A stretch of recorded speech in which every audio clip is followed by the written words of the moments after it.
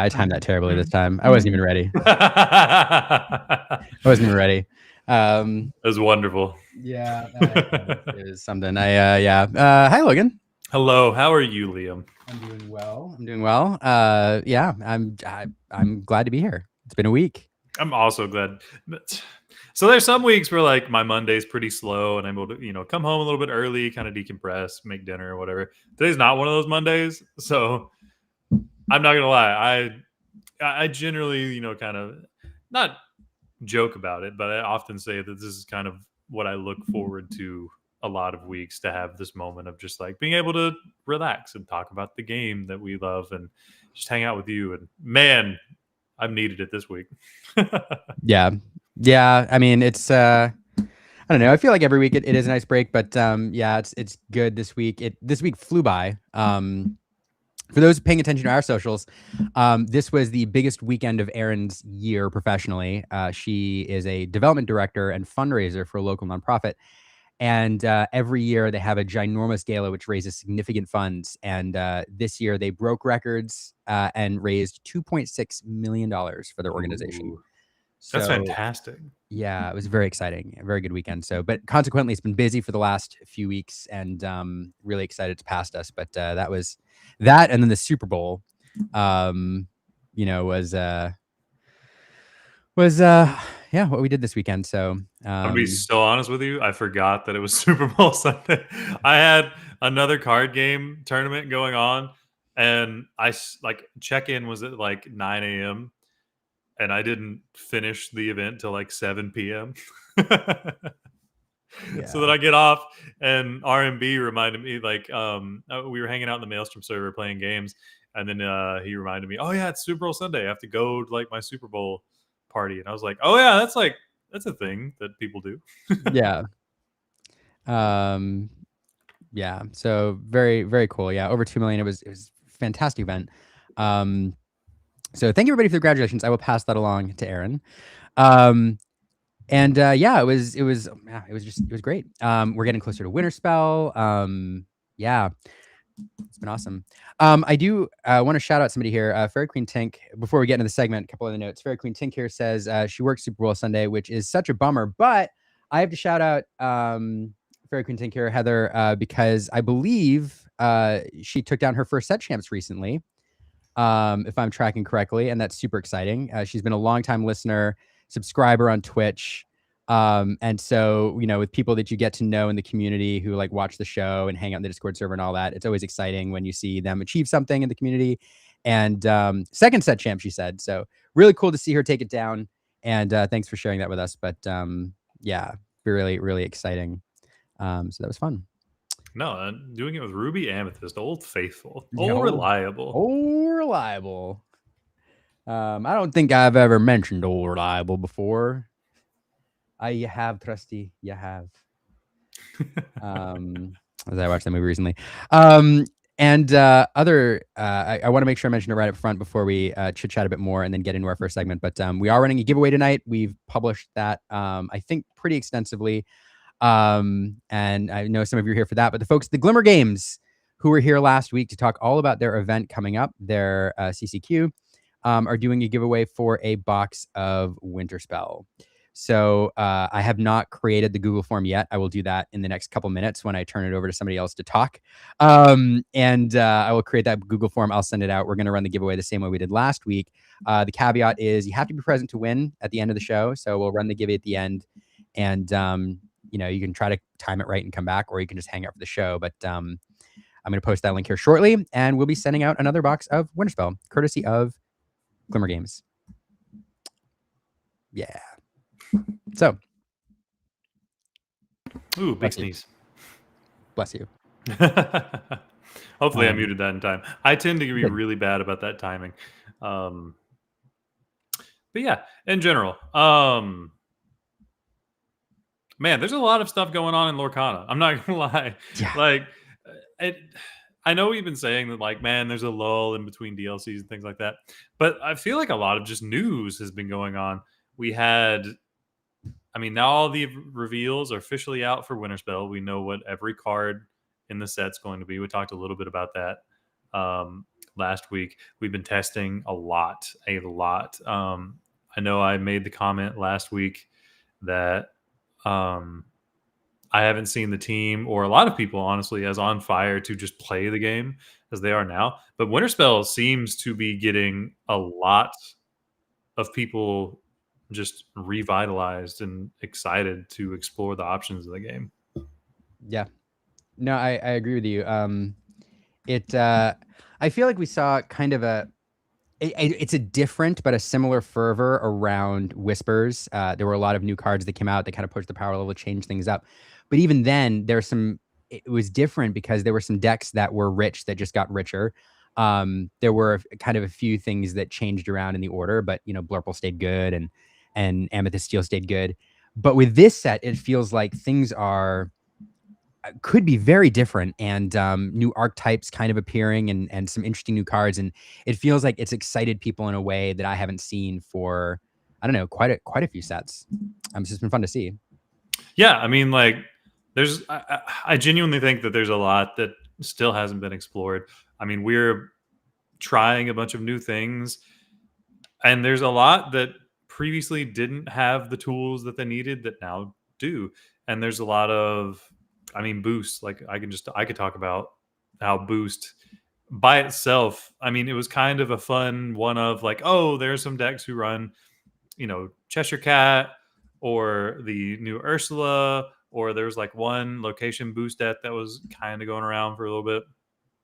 But now I think boost has like the tools to be a genuine archetype. Like, you can build a deck completely around that keyword now, whereas before I don't know that you could.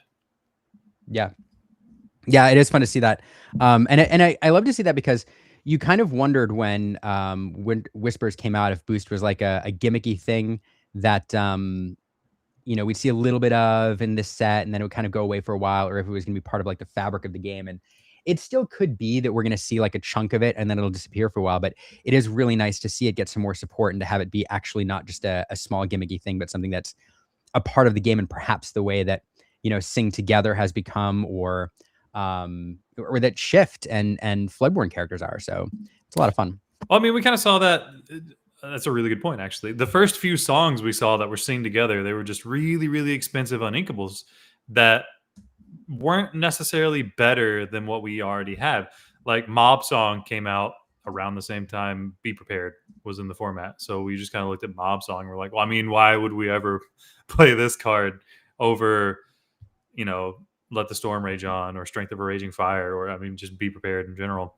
But now we're kind of in a stripped down format where things like Second Star to the Right, seeing play. There was Mob Song in some decks that was actually going off. Beyond the Horizon is a very real thing that you have to be cognizant of when you play against steel decks.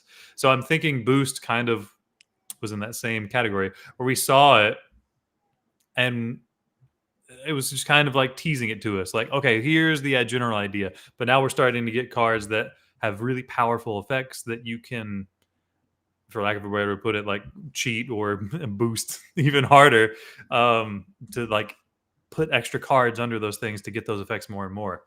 No, I'm excited. This has been a really, really fun set. I think we also touched on the fact that originally when we were starting to see cards, there were some people that were like, this isn't really going to change up the meta that much. It's still going to be a Dogs, Emerald, Sapphire, Blurple world.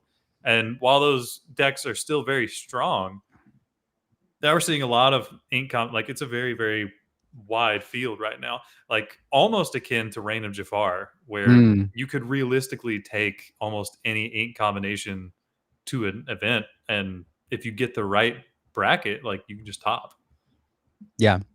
Well, that's a nice teaser. It's a really great teaser for the conversation in the second half of the show, where we're going to bring in, preview what we're doing for the folks before we get into our first segment. We're going to bring in some amazing guests, Jeremy Bertioni and Fumbles, who, together with Logan and me kind of moderating, are going to talk about, because I haven't done much playing, so I'm not, other than what I've been hearing, I am not a ton of use, but we'll be talking about the current color combos as we see them in Whispers in the Well, or not Whispers in the Well, in Winterspell. We are now in the new era. Right. But in Winterspell, and we'll talk about where we see the decks stacking up and which decks we think will be the most powerful and which probably didn't get the tools they need to rise above the bottom, I don't know, third. But before we do that, we are going to bring in, we're going to do the thing we do at the start of new sets and talk to a couple judges where who are going to highlight for us some of the rules changes and perhaps a few cards that are coming out that you may want to pay attention to because the rules are a little bit, let's say, unclear. So we'll do our normal rules check. We may have to do another one in the next couple of weeks as we get closer and some more things are clarified. Before I bring them in, though, I do want to say I just posted the link to the giveaway and a couple notes for folks. Please enter only once, but I will filter. I will find out. So, but I'll post the link throughout the show. You can enter there at the form. We already have 24 people entered, so competition is stiff. But somebody asked if you've won a giveaway here before, can you enter again? The answer is yes. We won't have the same person win twice in 1 week if we do multiple giveaways, but you can enter again. And if you're watching on Twitter, if you're one of those folks over there on X watching, recommend you come over to one of the other platforms. Love the platform, but I can't post chats directly there for some reason, and there aren't like clickable links. So I'm going to try to do it throughout the show to get over there and post the link, but you can't click on it. So it's just easier if you come over to one of the other platforms, either YouTube or Twitch, and watch over here, and then you can click the link and it's much easier. So I just wanted to throw that out there. So last thing I want to do, Random, before we bring in our guests, I happen to get an extra copy of the second collector's book here, the collector's guide, and I know some people are waiting for that. If we can get like a hype train or something going on Twitch, like I'll see if I can throw this into the giveaway as well this week and try to mail it out. So I don't know. I hope if we can get some people in here, I'll throw that out in there as well. But I may run that as well. So. Those are very cool. Anyway, all right. Well, what do you think, Logan? I think it's time to talk about the rule changes. Let's talk about the rule changes. And to do it, there's a lot of wonderful folks in our judging community who not only work events and are wonderful presences there, but who take the time throughout the year and as sets come out and rules change to keep the professional community, including the judge community, apprised of what's going on. And two of them, to the best, are here with us this evening. First, I'd like to welcome in Judge Phil, returning to the show. And for the first time on the show, welcoming in Ellie, one of our favorite Lorcana judges. Hey, welcome you two. Hey guys. Hello. Thanks for joining us. I appreciate you having us on short notice. Like plenty of stuff going on in the rules community the last couple weeks. It's been busy for you all, huh? Oh yeah. I mean, just last Thursday, the new rules dropped, and that has sent us on dropping everything about work, like real life work, and then just going, okay, we're going to deep dive and go line by line and figure out everything going on with these rules. And yeah, Ellie made it an amazing visual guide. I wrote an article on it, and Googly as well. Joe wrote an article on it. So lots of rules coverage, lots of changes, but some exciting stuff coming for Lorcana for sure. So what do you think, top 5 most practical changes or things that maybe were established before that have changed for people who've been playing for a while now? You can't sing or shift for free anymore. That's the biggest one. But I know people who write rules quizzes are very upset about that. But I think, now it's kind of the game is working probably as intended. I really like the fact that they used ink as an actual verb or turn action. Instead of having to dance around it. We've asked about that since Bell was a card, right? Since all the way in set 1, why didn't you just call this inking or whatever, so that it makes it a lot easier? And now they finally did that. So that's one of the greatest changes, I think, in terms of just readability and how that interacts with players trying to learn the game. You won't lose anymore if you deck out until the end of your turn. So that's new. I feel like for people huge. Who really used to yeah. That's what I read, and I immediately was like, no. Yeah. It was a fun one. So there'll be new fun ways to beat your opponent that don't include that. I think the biggest change for me was them changing how the secondary conditions are resolved now. It used to be that secondary conditions had to be true both going into the bag and coming out of the bag. Now it only has to be true coming out of the bag. So way back when, with stuff like Mufasa and Surfer Stitch. There was like a very long kind of meme post about if we had three Mufasas and they got B prepped and you revealed 3 Surfer Stitches, can you draw 6 cards? And at first we're like, yeah, you can draw 6 cards. And then Steve Warner jumped and said, no, you can't. And now they changed it back. Now you can draw 6 cards again. But that's a huge one. That really changes how that works. No, that's huge actually. So just real quick, can you explain why that's the case? As in why you can draw 6 now? Yeah, because the way I would have thought, just from the established rule set, Mufasa is banished by B prep, so your board is now gone. You just have his triggers in the bag. So then you put down the first Surfer Stitch. He doesn't see any characters because the first one is down. The first. So what has changed from that now that he now sees characters? They all happen instantaneously? No, what happens now is that it used to be that the trigger, which for Surfer Stitch is when you play this character, if you have 2 or more other characters in play, draw 2 cards, or you may draw 2 cards. It is now that only has to be true when you resolve it from the bag. So all 3 triggers now go in the bag, and then when you pull them out, they just have to be true then. So now it's just looking for the trigger condition, which is when you play this character. Yep. So when that is true, the actual effect doesn't care about anything else. It goes in the bag. And then when it comes time to resolve it, that's when we look at what the rest of the effect says. So because of that, anytime you play any of them, you're resolving each Mufasa effect to play the card. So each time you resolve that, you just get a new trigger that goes in the bag. And then once we resolve them, then we look to see what's true and what's not. And it's true that you have more than enough cards to... It's true you have 3 characters effect. to play instead of... Okay, Yeah. That makes complete sense now. All right. And then one that's really big that I still don't know that I'm clear on, that we just got a question in chat. What about the rule regarding moving damage to a character that has resist, or in the instance of, like, let's say the new Lilo, the character that says the first time this character takes damage, she effectively says she doesn't take damage the first time she would. I'll let Ellie take that one. She schooled me on it. So Well, there's a couple factors going here. First of all, resist still works the same way it worked before, in that it only cares about dealing damage. So any effect that deals damage would be caught by resist. But moving damage is not. So effects that move damage are not going to care about resist. The other thing that we talked about is kind of new is because of Lilo's replacement effect. There is a particular order in which we handle effects that deal damage. And it's different than like a challenge damage. So for now, we'll just talk about effect damage. So when you're resolving an effect, there's actually a set of rules now where you can follow the steps to resolve an effect. And that's really nice because it's super user friendly. You go in the rules, you say, oh, there's 4 steps to resolving effect. The first one is, I think, for each, if the thing said for each character you have in play, do this, then we look at that. The second step is, I think that's where we do replacement effects. So is there any replacement effect that is going to affect this situation?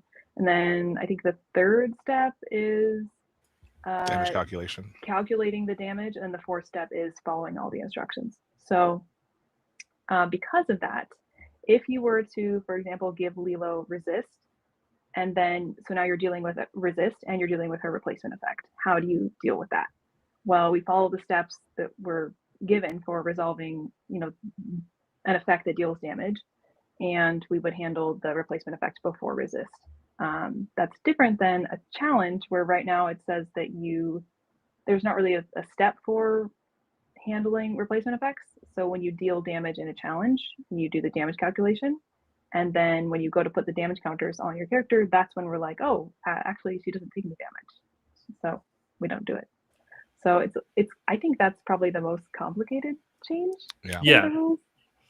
And it's maybe not super intuitive, but at least we have clear steps. Like everything that you're doing in Lorcana, there's clear steps in the rules now. So yeah, as long as you read the document, you won't get lost. And the reason for this really is that resist itself is no longer a replacement effect. It used to be a replacement effect. And when it was, you could choose which replacement effect you would apply first. But since it's no longer a replacement effect, if you were to do something like let the Storm Rage onto a Lilo that has resist 2, then Her replacement effect would happen first, so then she would take no damage, meaning the resist really didn't do anything in that instance, but any future damage would be resisted by Lilo. However, if you challenged Lilo by a character that had 2 strength, then her resist would kick in first, and then the replacement effect if there's any leftover damage.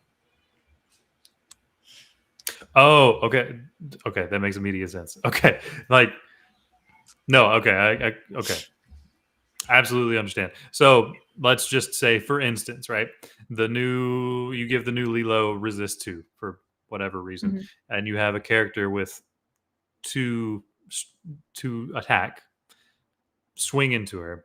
Her replacement effect is not regarded or is not taken away because she wouldn't have taken damage because she had resist. Correct.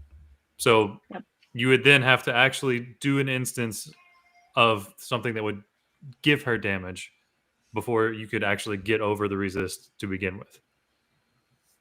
I mean, if you did 3 damage, for example, in that instance, then it would do -2, so she still take 1 damage, and then her effect would kick in, which would be nothing for the first time, which would be 0. But then you'd have to do another instance of 3 damage to get over the resist. Yeah, exactly. Yeah, but I'm saying, like, in the instance, like, say you're in a game and someone either forgets or doesn't realize, oh, this character had 2 resist. They try to just break the doesn't take damage the first time it would effect, replacement effect.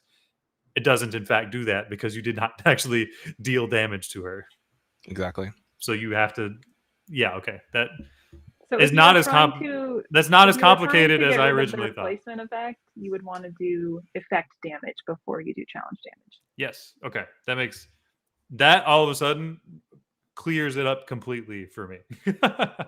I don't know if it'll clear it up for everyone. Again, it's really complicated, but like Phil said, we have articles and we have visual aids. We're doing our best to get these rules changes out there to help people understand that things are a little different, but they're not too complicated. We can get around it. Yeah, I think that's the beauty of Lorcana, though. Even when we have things like this come up, once you understand the changes, it's not very difficult to implement them, right? It's just knowing what the order is going to be. Like, I don't think any of the changes that have come about that I've read and understood, at least, are inherently difficult. My problem is I've been playing the game since before release. Honestly, I've been since we saw the Maleficent Dragon and Captain Hook cards. Like, I've been playing with proxies. So there are 2 or 3 things that have just kind of been understood. This is just how the game works, and now it's slightly different. Nothing that's humongously game changing, but just enough that there are enough niche instances that are going to come up that you're going to have to catch yourself and be like, oh, well, this is new now. Yeah, it's interesting. I'm realizing as I'm listening to all this that it was a mistake to try to do a rules segment in 20 minutes. So much has changed. I do want to note for everybody watching, if you're watching now or on delay, I'm going to get the links to these articles and these resources that both Phil and Ellie have mentioned. I will make sure they're in the show notes. And if I get them, early enough, I'll post them in the chat throughout the show so you can access those as well. So if you're getting a taste and you want to dive into a little bit more, or you want something to reference, make sure you check those out because they are fantastic. Also the Lorcana rules book hub Discord server is another fantastic resource, which I always like to mention. I believe it was Speedy that initially showed me the Discord for the rule book hub, and they do the monthly. Is it weekly or monthly quiz question? Weekly.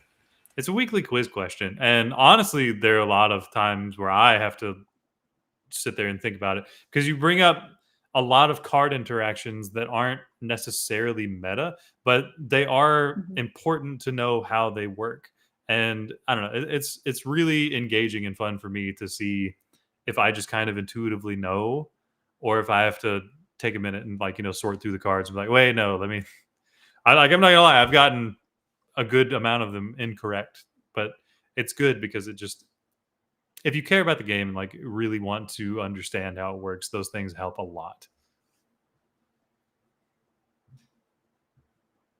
Based on the recent rule changes and then cards coming out, in Winterspell, putting kind of your judge hat on and looking into the future, what are the cards that you expect or the interactions that you expect to receive the most calls about, the ones that people should be on the lookout for? I mean, because having done this for plenty of time now, I'm sure going into every event, you're like, yep, somebody's going to call me about Pete like 18 times, or yep, I'm going to get called about this like 19 times. So what do y'all think? Definitely think Grandmother Willow is probably going to be something that we get asked a lot about, at least for the first few weeks, while people figure out how the card works in their decks, or figure out how to play against it. I mean, Mulan possibly is one that people are going to get a little flustered on, just because, you know, they're like, oh, you can't quest, it has no lore, or stuff like that, you know, or what happens if you add lore to it? So there's a few of that as well. And then Lilo, I think, is a big one as for this set. Ellie? Yeah. And I don't have an answer. I actually do write those rules quizzes, so I don't spend a whole lot of time looking at new cards. I spend a lot of time looking at all the cards and finding the most complicated ones. So it's I really rely on players to build decks and show me what they're going to be doing.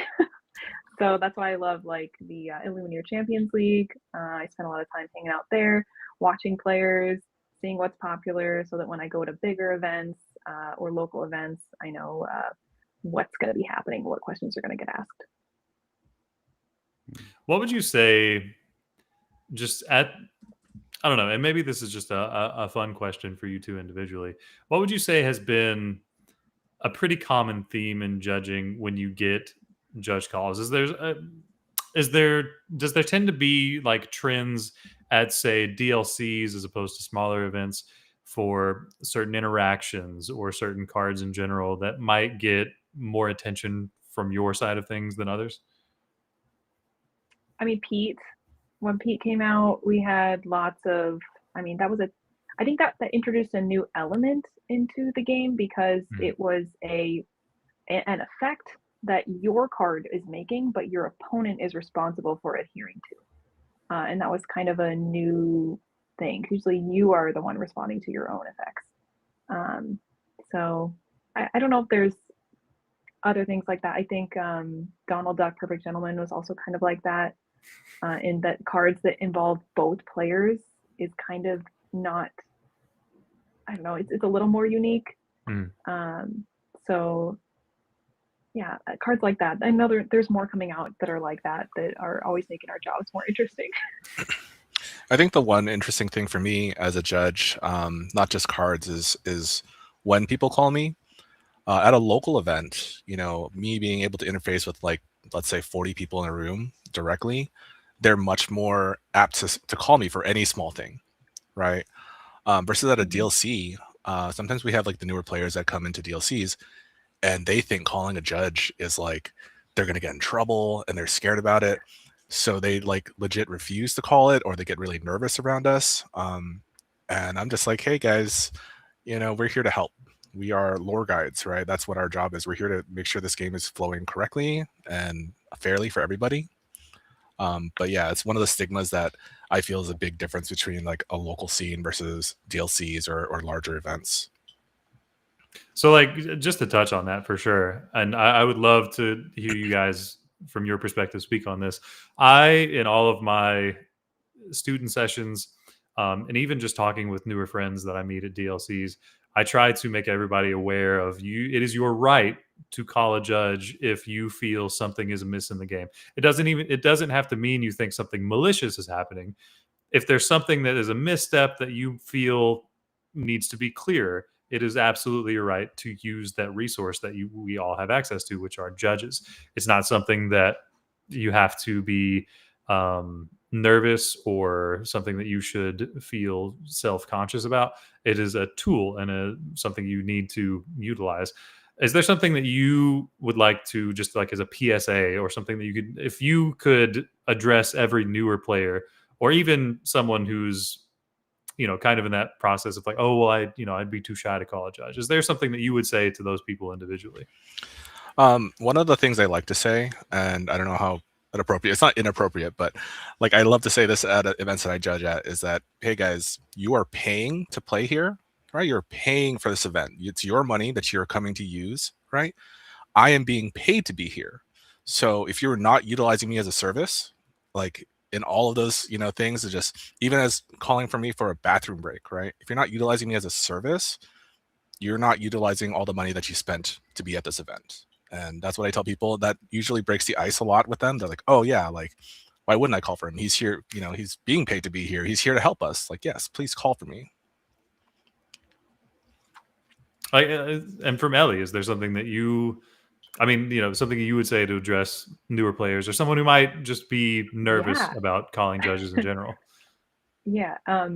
Actually, Disney Lorcana is my first TCG, so I know what it's like to feel scared. I remember the first deck list that I filled out, and I was very nervous. I didn't really know what to do, how much information was needed.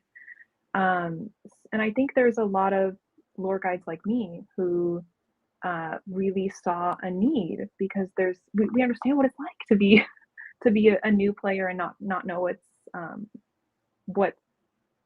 how to fix a problem, or what's allowed and what's not allowed. Like, some rules, we don't know all of them, and it can feel awkward to play with someone who is at a much higher level than you, because you do feel like there's pressure, or there's not super clear communication happening. That can happen a lot. So my advice would just be, like Phil said, please call a judge. I saw somebody in the chat say lore guides are scary. I don't want to be scary. The reason we became lore guides is because we want to help. We want to make sure that you are playing the game the way that it should be played, and we want to do everything we can to make that possible. So if you think something's gone wrong in your game, our goal is to just get you back on track. That's what we're going to be doing. And if something's making you feel uncomfortable, Disney Lorcana is for everyone. So help us help you make sure that it's for everyone. And I also want to just add the small caveat. Calling a judge or a lore guide isn't just if you see your opponent doing something wrong. It's also if you catch yourself in a mistake.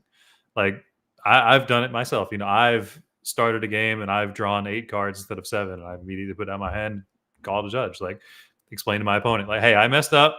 So before any outside influence gets in, I'm going to call a judge. I'm going to call a lore guide. We're going to get back on because I messed up. That's my fault. It's not on you. So, little moments like that. It's things that, helps you stay in an integrity standpoint while you're playing the game, but also just, shows your opponent like, oh, if they're willing to catch their own mistake, then I don't have to, be so nitpicky about what they're doing. Or maybe they'll feel more comfortable instantly. And if they are actually having an issue, they'll feel more comfortable of asking questions or possibly calling a judge. So just helping that culture along. I genuinely feel like that's something that a lot of people don't take advantage of, or even know that it is a fundamental right that they have. So I try to push that as much, and having wonderful people like you come on and have the wealth of knowledge that you do. Both of you could explain the mechanics of the game far more than I could. I'm just going to be honest, and in a much more eloquent way. So I appreciate everything that you guys do. We could not have the events at the scale we do without people who put in the work and time that you do. So, I can't thank both of you enough for the time you put into the game. Well, appreciate that. You did touch on something as well, and so did one of the users in chat. One thing is that everyone has a right to call for judge, but also everyone has the right to appeal if they don't like the judge's ruling. We do have amazing lead judges out on the floor. In season 1, they call them deputy head judges. In season 2, they're called appeals judges, as well as the head judge who can take an appeal.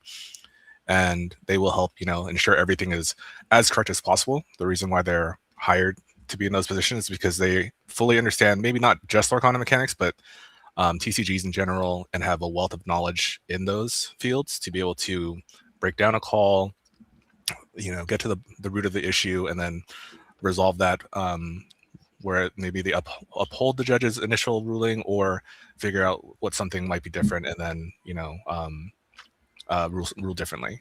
But you all have the right to appeal as well. So that's awesome.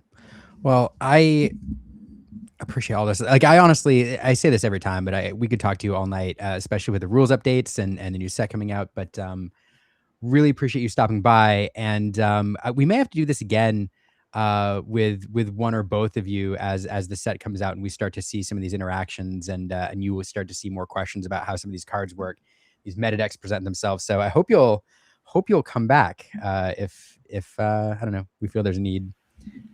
Anytime. That's awesome. Any closing thoughts from either one of you? And before you do that, for the audience, I did post the links just now in the chat to both Ellie, Googly, and Phil's resources that they were talking about earlier, and I'll post those in the show notes as well.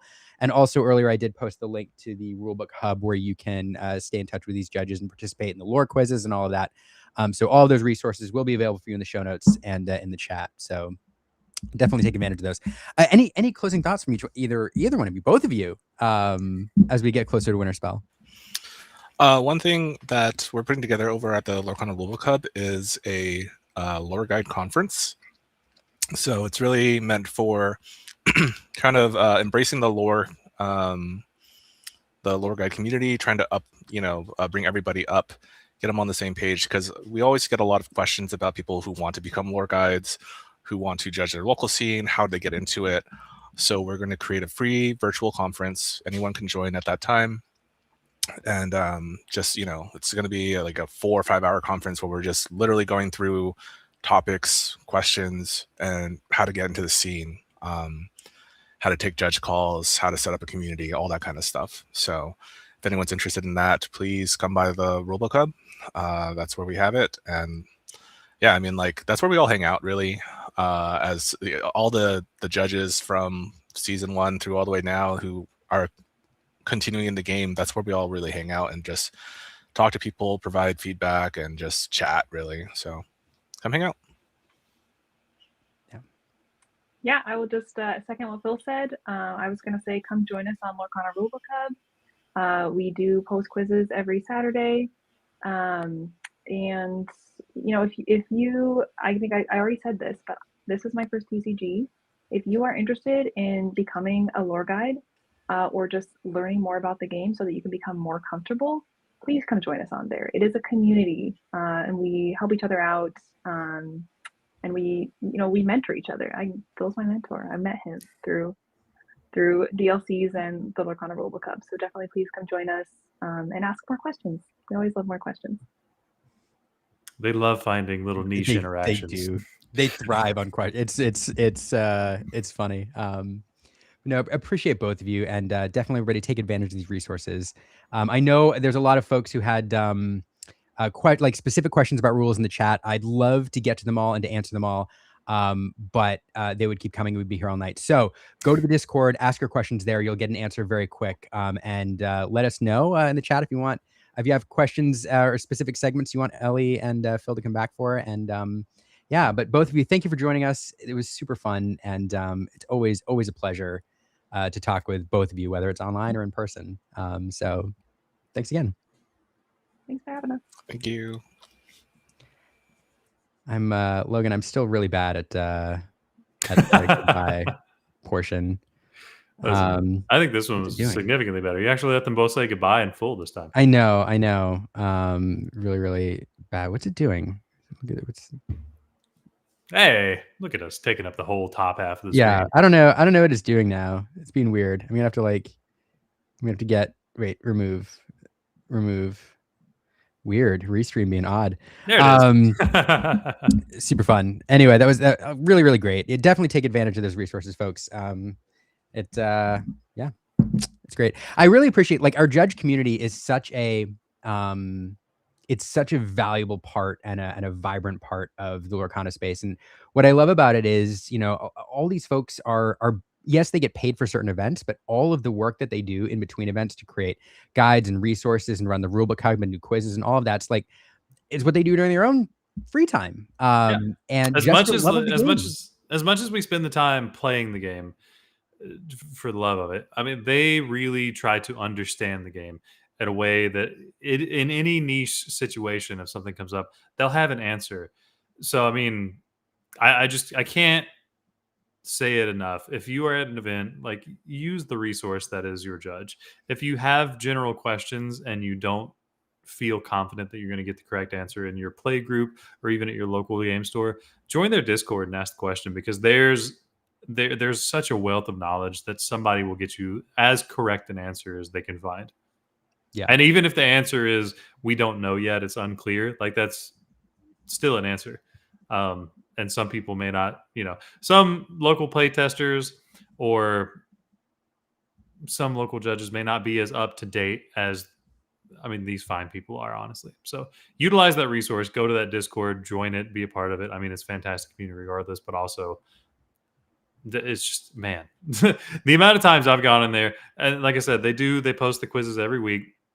The amount of times I've gotten the question wrong, and I play the game every day.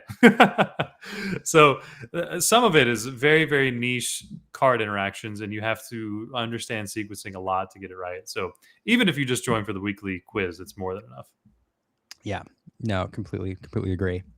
But hey, we are spoiled for wonderful guests this evening. Two fantastic guests right up front. We have two fantastic guests to help us close out the show. So really excited to move into our next segment. I will say once again, just a reminder, we do have a giveaway going on. You do have to be present to win. So enter the giveaway, hang out for the end of the show or try to time it right. And we'll do that drawing at the end of the show. It's for a box of Winterspell. I just posted the link again, courtesy of the folks at the Glimmer Games. So make sure you enter. We have about 70 entries right now. And yeah, good luck to everybody. But with that, Logan, shall we move on? Let us move on. We have a lot of different ink combinations that have gained a lot of tools. We've talked a little bit about it, but we have a couple of people coming on that can help us get more of a deep dive into it. Let's do it. Who do you want to introduce first? Oh, let's introduce Fumbles first. Why not? All right. We'll bring in Fumbles. Fumbles for the first time on the show. Fumbles, how's it going? Hi, how's it going? I'm pretty happy to be here. I'm like elated to have you here. Thank you. We were going through the people that would be really, really good for this segment, and you were just one of the first names that Liam brought up, and I couldn't agree more. If anybody doesn't know, Fumbles is a fantastic player.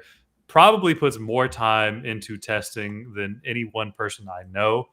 If there's ever a question on a certain meta of, hey, Fumbles, what's good right now? He will undoubtedly have that answer from top 2 to 3 answers. Or he may just give you, like, no, this is the best deck. Just go ahead and play this. Anything else is, if you want to win an event, this is just what you play. I've had a lot of conversations with Fumbles. Fantastic friend. But, just the wealth of knowledge he has from game time is amazing. Yeah. Kind words. I definitely one of the first people I recommended. I would have had you on sooner, Fumbles, but frankly, you are such an expert and I look up to you so much that I was scared to ask for the longest time. So, noted. I was. So I even had Logan ask because I was intimidated. So, but no, super glad you're here and like one of the perfect people for this segment. I do want to bring in another guest, somebody I also was intimidated by and scared to ask for the longest time, but I got over my fear a little while ago. So he's been on the show before. I'm really excited to welcome back Jeremy Bertioni. Jeremy, thanks so much for being here again. Hi, everybody. Everybody can hear me okay? Yes, sir. Beautiful. It's great to be back, Liam. I don't know why you were ever intimidated by me. I know I'm next to Zan a lot, but I'm not scary like him. That's true. You're scary by association, I guess. Yeah, I guess so. So I guess I'm on here because I'm pioneering this new amazing yellow-blue deck. that we're all playing. Absolutely. Yeah. Absolutely. Great. And if you're not playing it, you should be playing it. Shout out PSA. Yeah. I'm actually excited to try it out for sure. Fairquintic says, does it have princesses? I think it has to by definition, right? It has princesses. This is actually the best Cinderella deck. I'm so excited. I've been using so many Cinderella cards. But yeah, you have Elanwi, Moana, and Cinderella in my version. People are arguing about Moana. I don't know the answer yet. But yeah, princesses all over the place. It's the princess deck. That's awesome. Well, I'm excited to talk about it. I'm really excited to get in this segment, but before we kind of get into what we've prepared for you all, I just want to ask you both open-ended, like, how are you feeling about Winterspell? What do you think about this set? Jeremy, you want to go first?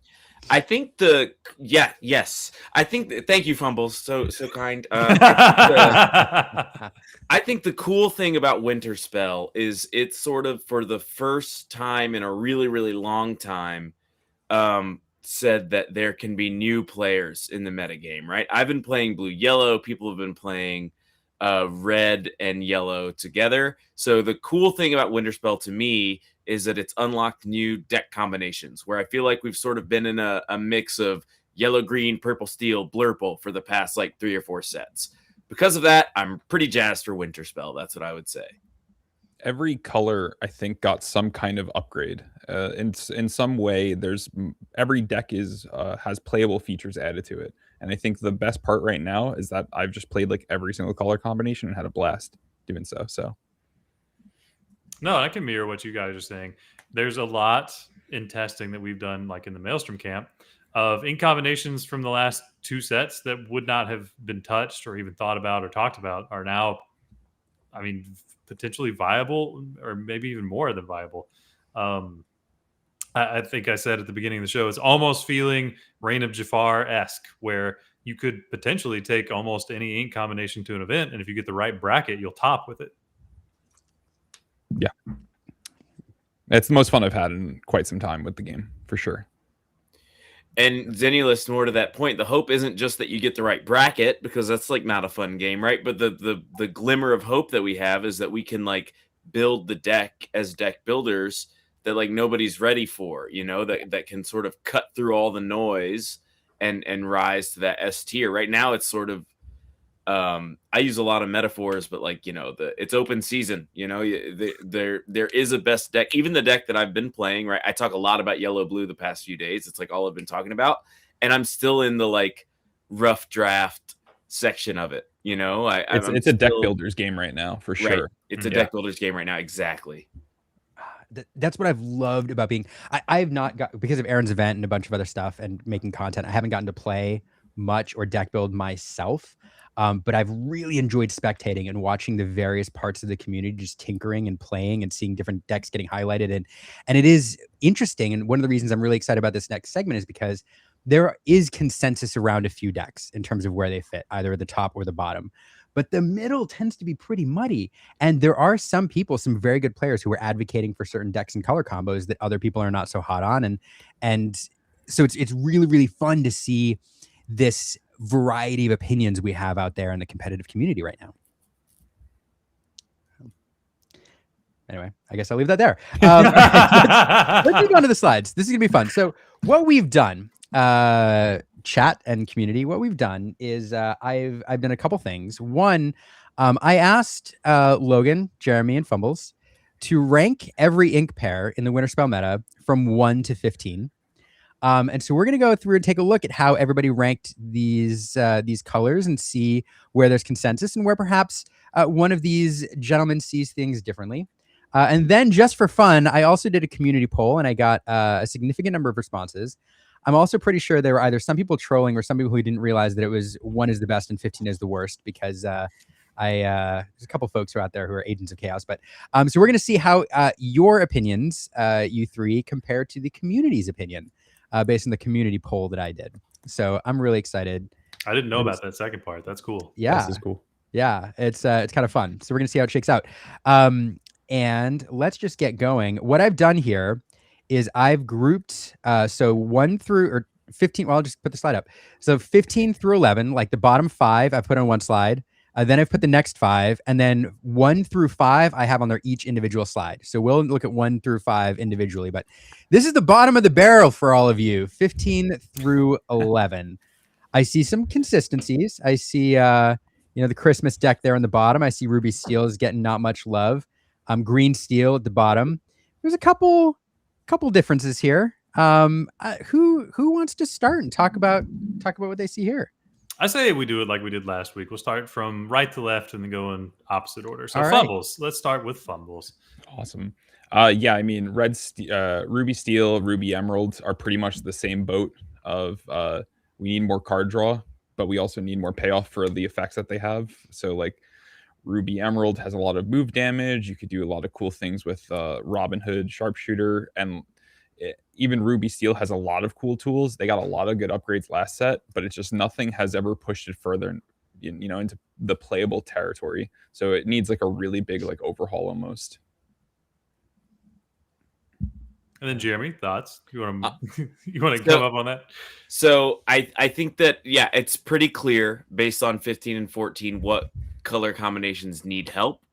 I do think that I kind of made a mistake as I'm looking at this. I think I'd put Ruby Emerald above Ruby Steel because there is just an outside chance that the new Mulan could do something in Ruby Emerald with the +5. Ooh, Maximus. Yeah. Start cooking it. Exactly. I just feel like there's an outside chance on that. What's really surprising to me about these lists is some of the stuff I'm seeing on the number 11 spot, and even the Amber Ruby hate. I've been seeing Amber Ruby really rise up the past week as an answer to this dogs deck. So I'm surprised to see Amber Ruby so low on these. I think lists. It's very fraudulent, as my friend would like to call it. But it's a good, for certain really good playable deck. I think my biggest issue with Amber Ruby is just in terms of consistency. I want to see over a 12-round event, right? How consistent that could be. And I'll gladly be proven wrong on it. But from what I've seen so far, it's a lot of cute, cool tools. I just need to see it kind of pay off the same way that, other decks are, able to complete their game plan. So. And then the final thing that I want to say is I feel like Logan has a little something, Zenulus, my friend, has a little something to answer for with his number 11 pick. That's There's a certain guy named Ryan who's not happy about that. I'll say that. So here's my point with that. It's once we got to the middle of the pack, I felt it was really hard personally for me to rate things. This doesn't necessarily mean that I think that Sapphire Steel is, possibly bottom of the list. I just think compared to a lot of the tools that the list of the decks that I have above it, I don't know that it quite stacks up consistently to those things. I think it has a lot of tools that does fairly well, but kind of like what Fumbles was saying with Amber Ruby, I don't know that over the course of an 8 to 12 round event that it will beat out the decks that I put above it. Fair enough. I see that coming, and I guess I'm gonna have to see 10 through 6 to really. I'm curious where you put Ruby Sapphire as I will die on a hill saying that I'll play it if it's playable. Meanwhile, he has it at number 12. Sir. I have my Pete's here ready, man. Steamboat Rival, come on. The one that I'm really interested in, Jeremy, is your Emerald Amethyst being so low. I personally think it got a lot of significant tools this set that pushes it. You're saying about Sapphire Steel being 11. You have Emerald Amethyst at 12. What are your thoughts there? So, I think Chernobog is, pretty good. I just think that you're kind of getting baited where you're, the worst version of every deck. You're, the worst aggro deck. You're, the worst, mid-range deck. And you're, the worst control deck, right? If you're trying to Prince Philip shift, then you should do that in green-blue. If you're trying to be aggressive, then I recommend yellow and green. And then if you're trying to be mid-range, I think every purple option is a little better. So I think that Emerald Amethyst is in a jack of all trades, master of none spot right now. I'm just not happy with any of the lists I'm seeing. I put it fairly high on my list when we'll get there, but I think that deck is going to be the hardest to build because it has the most playable cards in a color combination. I think there are so many playable greens and purple cards that you could choose a lot of different routes to go. And then I might also be tainted because that green purple burn list is the main green purple list I thought of, and I think that deck is horrible. So I was like, well, buy Amethyst Emerald. Well, I can agree with that, honestly. I think if you're going to play a burn deck, that's not the way to go with it. I think it's the worst burn deck by far. But I think it has, just akin to what Fumble was saying, I think it has a lot of the biggest pool of playable cards. So while we're in a deck builder's meta right now, I think that's a deck builder's deck. You have to try to squeeze every ounce out of every choice you put into it. And even after you build it, you have to be a master pilot of it to actually show results. Yeah, cool. Absolutely. Yeah, this is so fun for me because what I learned, what I'm learning here, just looking at everything is before we move on to the next slide is the bottom three. I think pretty consistently there's some that you all and the community is generally ranked in the bottom three.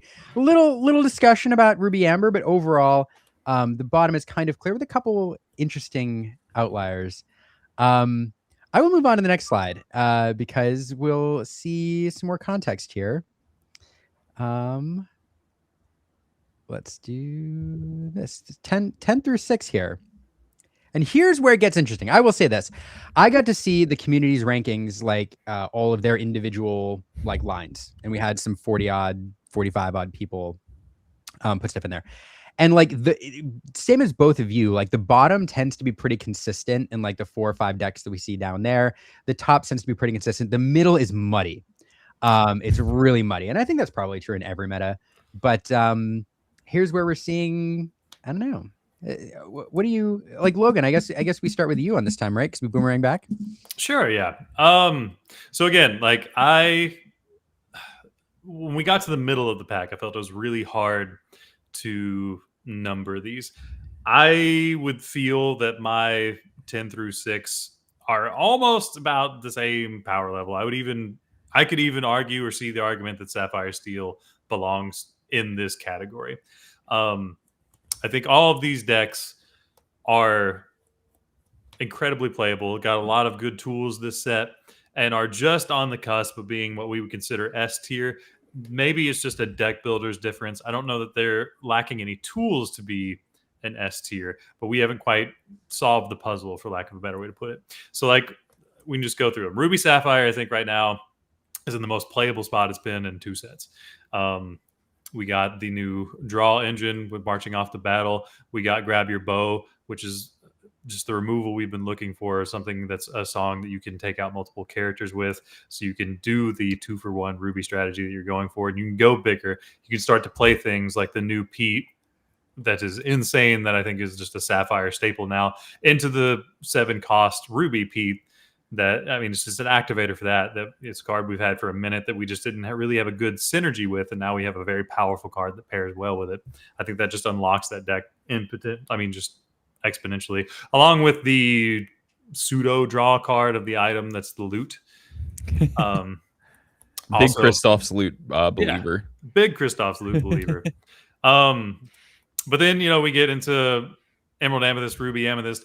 I think we just touched on Emerald Amethyst. I think it is the highest pool of playable cards. There are a lot of directions you can go with the deck. I don't think it's in S tier category, but I think it could very well be built to attack a specific meta with the tools it has available. Ruby Amethyst, I think, is kind of in that same boat, where it's finally reached the point of being the consistent Amethyst deck, but possibly the most fair Amethyst deck. It's not doing anything inherently super powerful, but it's very planned out. You know what your curve is looking like. You're trying to just play characters each turn into a Demona to refill, play things like Headless Horseman, possibly Grab Your Bow, buff things with Lumiere so you can start challenging down boards.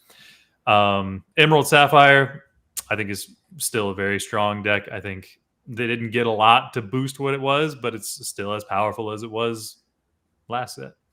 And then Amber Sapphire, I still don't think it's an S tier category, but it got enough tools to be good enough to be in this middle of the pack category.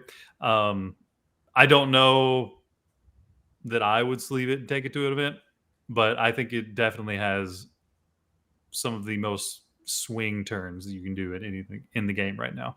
I'd be really interested to see what Jeremy thinks of just that in general, but just talking about his middle of the road. All right, so middle of the road for me. I think the big one I'm gonna have to defend is that I've put Amethyst Steel so low at number 10. Sure have to defend that. Absolutely, and it has a lot to do with what I'm seeing like shaking out to be the new like top dogs of the format. So basically, it's all gonna make a lot more sense when you see what my number 1 is, because I think my number 1 and the actual like almost close to tier 0 deck of the new format is like horrible for Amethyst Steel. I think that Amethyst Steel is really going to suffer into what's going to be the most played deck in almost every room.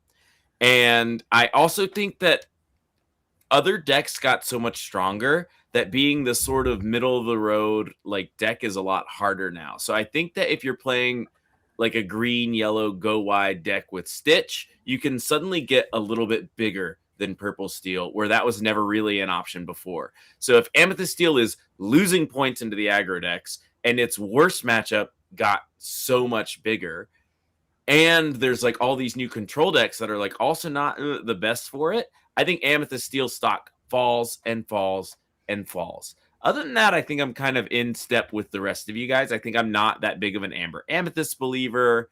If you look, I actually put Sapphire Emerald and Sapphire Steel like sort of in the same echelons as kind of both of you, right? I have the same number for Logan for Sapphire Emerald, same number for Fumbles as Sapphire Steel. And number 7 is really when things start to get more viable for me. I think that Sapphire Emerald is like the first deck in my list that I would really consider playing in the new format. So kind of everything behind 7 was a little bit like, oh, is red green better than, like green steel?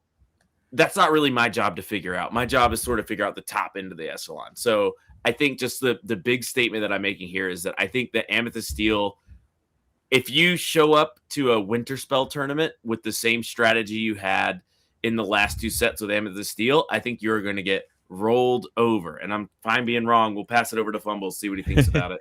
No, I definitely see what you're seeing, especially the top decks that I believe also start beating up on Amethyst Steel. But I think it's the same good deck because it's going to be as consistent as it was, and I think that's like the big thing. Ruby Amethyst got a bunch of upgrades in terms of like move damage. Fazu is like really good for that deck. There's some other playable cards in there, like Sven also helps you because you're always behind with that deck. So some cool tools. Same with green Sapphire Emerald. I think like it's less playable than it was last set because of how good the aggro tools are now that we got this set. But same as you, where you said 7 was playable forward, I think 8 is playable forward for me. Amber Sapphire is a good deck. It's a playable, good deck. Problem is, I put 2 aggro decks pretty high, and I think that's like the biggest thing, right? That's the biggest hurdle to get over. And anytime I've played Amber Sapphire so far is like the games where you play Cindy on 4 and the games you don't play Cindy on 4 are like 2 very different games to me. So I really feel like if you don't see the Cindy right away, it starts to fall off the rails. But I definitely know I'm ready for it. I'm looking forward to playing against it because I think it's going to be something played a lot. Amber Steel suffers from 2 different kind of decks that exist for it, songs and aggro. And so that's why it's just a little bit lower. Just, no difference between it. I think the aggressive version of Amber Steel is better because if they play Tiana against me, I guess I'm just going to concede at this point. But and Sapphire Steel, I have a tweet going out saying that it's the best deck in format. Not entirely bait, but like slight bait. Deck's good. I mean, it's better than it's been in a while, I think. Pete and Angel being allies is insane for that deck. So yeah, and Scuttle is still a playable card that has given me some trouble recently. So Scuttle straight up 5/5, like well, it's the ward. With the ward, yeah. It's not even the 5/5. He just goes to 20 by himself sometimes. It's crazy.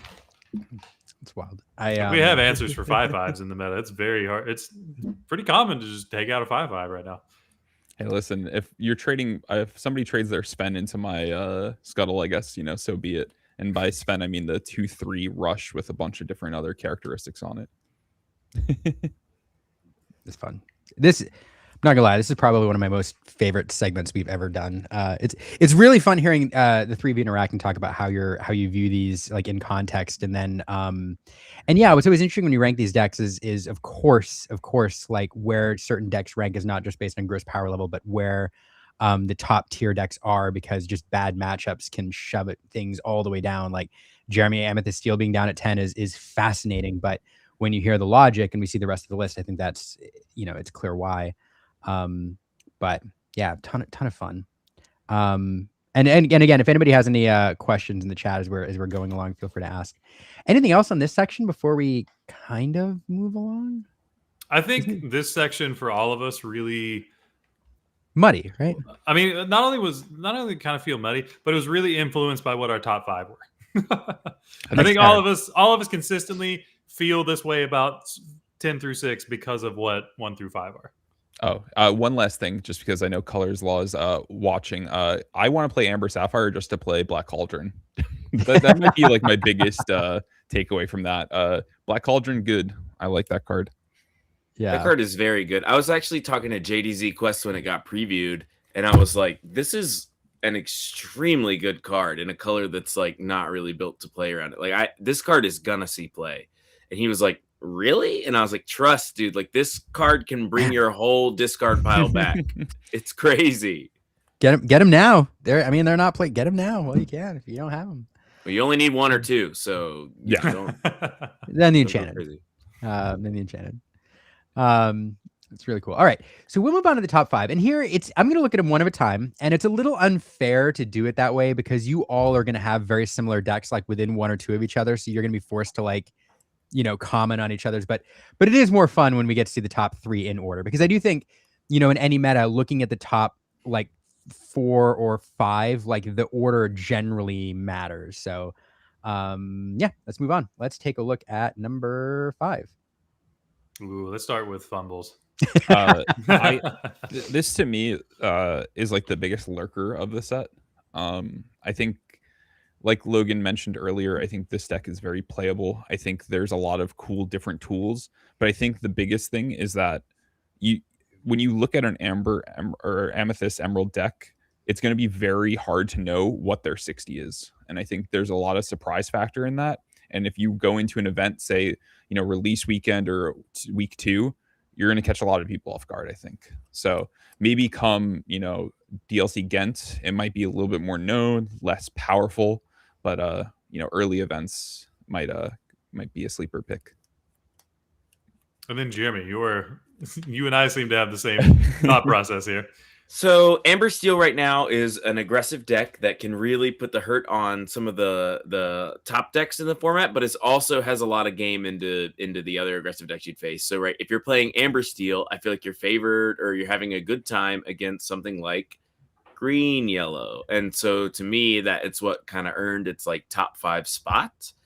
I get where Fumbles is coming from, because I do agree that there's so many different ways to build green purple, but I just feel like think of it from the perspective of the opponent of a green purple player. Like if they Webby Vanderquack you and you're playing blue, that's like kind of bad, but it never really stops you from ramping and doing your own thing, right? You're never like, well, they have a Webby, so I'm not gonna play the Cinderella. You're actually just like, okay, which of us is actually better built to go top end?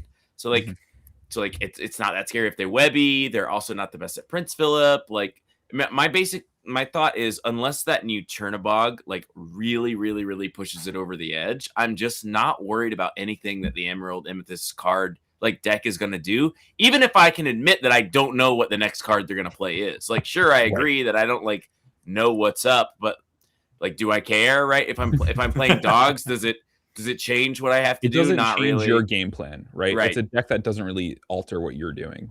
I get that. So that's sort of why my Amethyst Emerald was so low. And I feel like Amber Steel is can we say the same thing? No, of course not. Anybody playing against Amber Steel has to do things really differently. If you're aggressive, you have to do things pretty differently. Mm-hmm. If you're proactive, you have to do things pretty differently. Like this is a deck that sort of warps the game around itself. Yeah.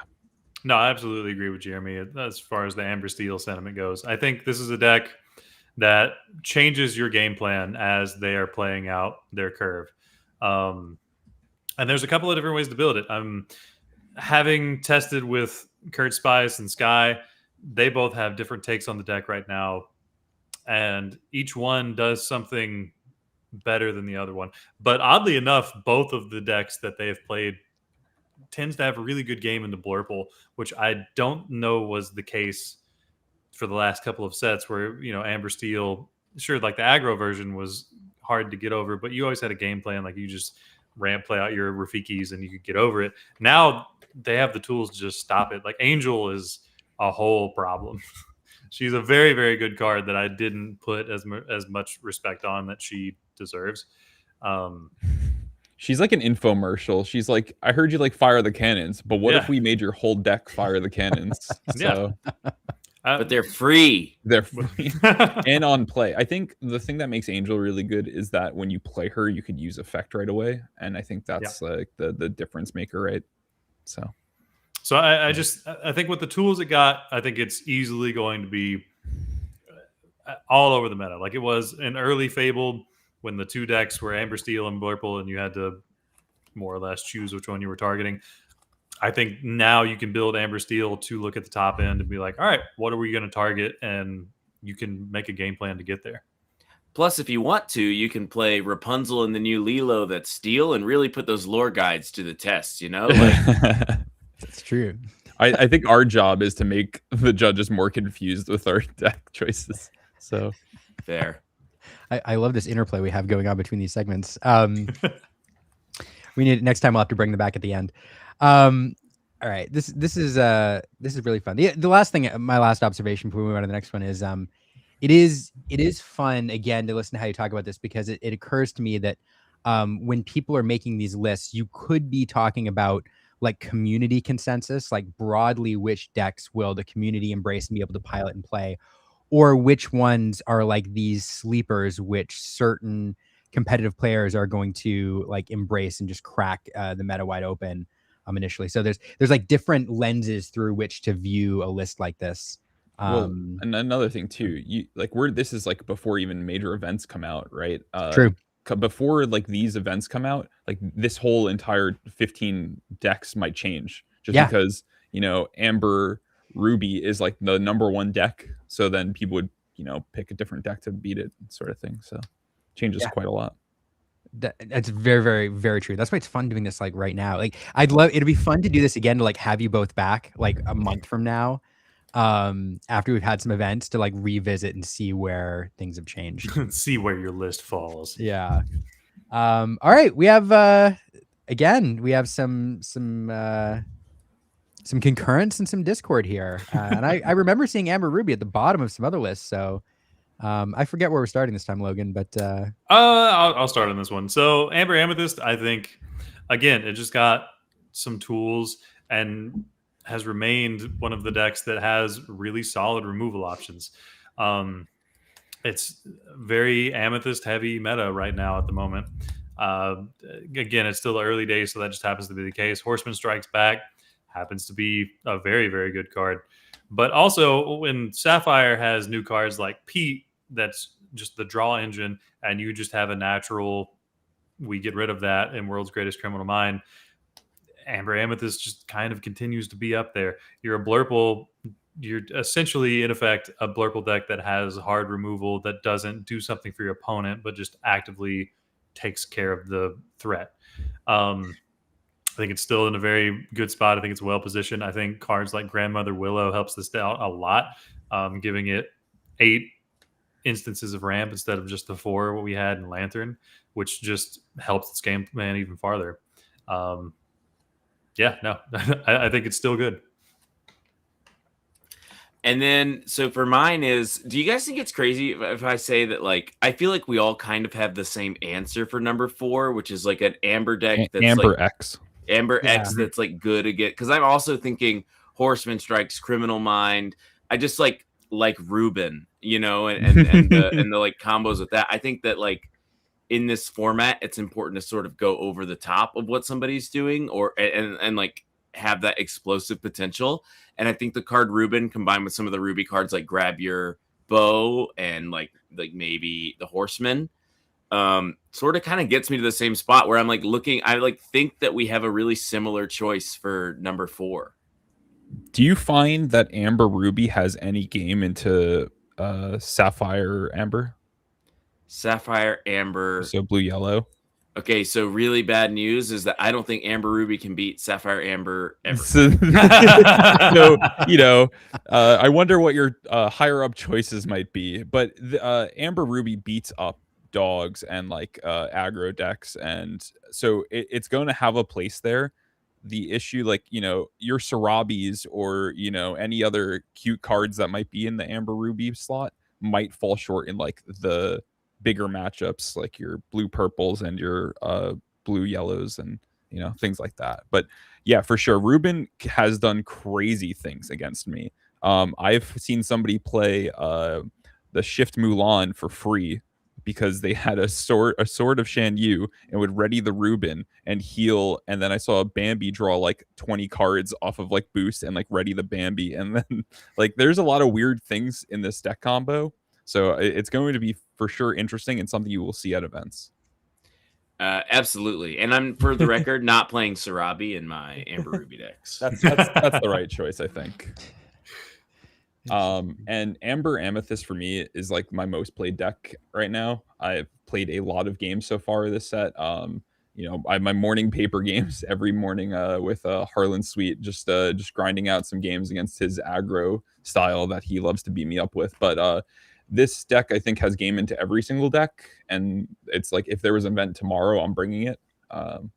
So to me, it's the best of the purple decks. It beats up the purple decks. It has Mowgli's, so you could fight the, you know, your blue-yellow decks.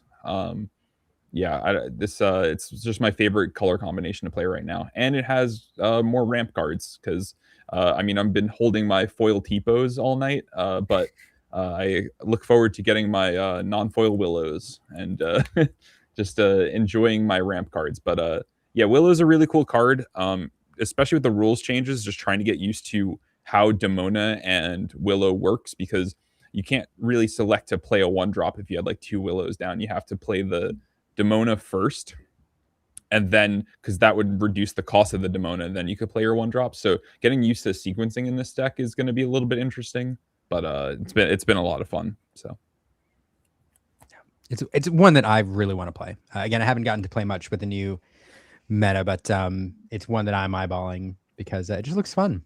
There's also like an element of Amber Amethyst that I don't think anybody's figured out yet, which is like, okay, we have Raging Storm. Does that help Monstro? Is Monstro like still on the menu? It's like tough to say. Yeah, and so a thing with like how you could play this like traditional Ruby Amethyst and like play like a mid-range but with a B-prep Raging Storm deck, and like maybe you have like, you know, libraries. Do you play Surfer Stitch, because that's available in this color combination? So you could play a bigger Amber Amethyst and like have a pretty decent game. So yeah. Well, let's move on in the interest of time to number 3. It's not number 1. This is so I was ready. fun. I was ready to see you lock it in. So fun. All right, Fumbles, we'll start with you. I mean, does anybody want to talk about Amethyst Steel again? So a shock to maybe none of you in the chat here, but the top 3 decks are pretty much the same for us. I'm assuming, because I know what Logan has as his last 2. I know what Jeremy has as his last 2. He's obviously a big Amber Sapphire believer, but like me and Logan, I think, put the same 3 decks that we thought were probably top of last set or top of this set. So, you know, similar ideas here, but like the decks that were good last set are still good, and they got upgrades. So yeah, similar thing here. Amethyst Steel has a few more tools, like they have the new Pocahontas 3/2. They have Angel access as well, so you could be a more aggressive style. You could be a more mid-range Amethyst Steel. But yeah, I think it just does its same thing, really. Nothing too crazy here. And then on to Jeremy. I feel like the Amethyst Steel players are about to get rocked. We all have the same choice for either our number 2 or our number 1 deck, and you just got to admit that they're totally not equipped to beat it. On the other hand, this new Amber Sapphire deck is very good, and it's the type of deck that's going to take a while to figure out like what uninkables you play, what cards you don't play, right? Like people aren't playing Ludwig, but Ludwig's like the most powerful one of these effects. So it's just very like, okay, people are still getting to the beginning of Amber Sapphire, and right away you have some matchups that can just never win. You're so good into aggressive decks if you choose to play like the maximum amount of spooky sites. 4 spooky sites, 4 Raging Storms, 4 like everything. How are they ever going to beat you if you have all these wonderful cards? And then you're like so good into these kind of mid-range, all the middle of the road decks. As we were reading them, I'm sure it was going through you guys' mind too. Well, Amber Sapphire, of course, beats those. But if you beat 12 out of the 16 color combinations, or however many, 15, then that's like, you're in a really good spot. So I think that this deck coming out the gate is I just think it's very good. I think it's reliable. I end games with a ton of cards in my hand, and I play my sweeper, and I have 2 Hades in the back, and I just feel like, okay, this is real. On the flip side, I've actually been low on Amethyst Steel for a really long time. I just feel like it's consistent. You go 1, 2, 3, 4, and as every deck in the format around you gets better and better, 1, 2, 3, 4 gets worse and worse. No, that's a good point. The thing with Amber Sapphire, to make like another point on that, is it ends games quick. When you turn that corner, you have maybe 1 or 2 turns before the Amber Sapphire player wins. It's very impressive how quick it can game lore. And it's at like 15 ink, and like you're just like, what is happening? How did this go wrong? I always wonder where all my ink comes from. In the test games, I'm like, okay, I have 15 ink. When did that happen? I don't know why. Just like that extra Cindy trigger or the Moana, just because you're able to keep cards in hand. Like the Moana, I think is maybe my second favorite legendary of the set. I think Angel does crazier things, but Moana being hand positive is like so incredibly what blue needed. Like blue itself, right? Like blue red and blue yellow, right? These decks probably would have a lot harder time if you had to keep inking from hand. Because it used to be the case that like you're kind of pressured by your opponent's Demonas also, to where you can't play this like accumulate a bunch of cards in your hand game. But it's the case when I'm playing Amber Sapphire that I'm like, go ahead, have your fun, draw all your cards. I'm sitting with 7. I'm good. I don't want to go down to 3 every turn. I'm just gonna do it this way. And so I don't know. I'm really high on Amber Sapphire. I get that I'm like a meme on how high I am on this deck, but I just feel like it has been very good. I've like won a ton of games, especially if they're trying to do like middle of the road stuff. If they're trying to cast a 4-drop into a 5-drop, I feel like, what beats that? So it's all what my friends are talking about. It's all they want to play. Like, hey, can you play this into blue yellow? I want to see how it does. And like everybody's talking about it. So it's definitely the coolest. This is a color color combo that Color is Law was high on for a while. I'm surprised she hasn't been advocating for it more. LOL. You're gonna cause her to lose her mind. Really interesting.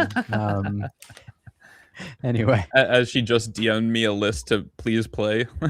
So I had blue steel the highest. Right? Oh, sorry, I was responding to a chat. R&B is such a blue steel believer, and I think that there's something to that. I think that listen, I think what we said, right, in our top 7 or 8 decks are all playable good decks or things that you would expect to see in an event, I think is fair.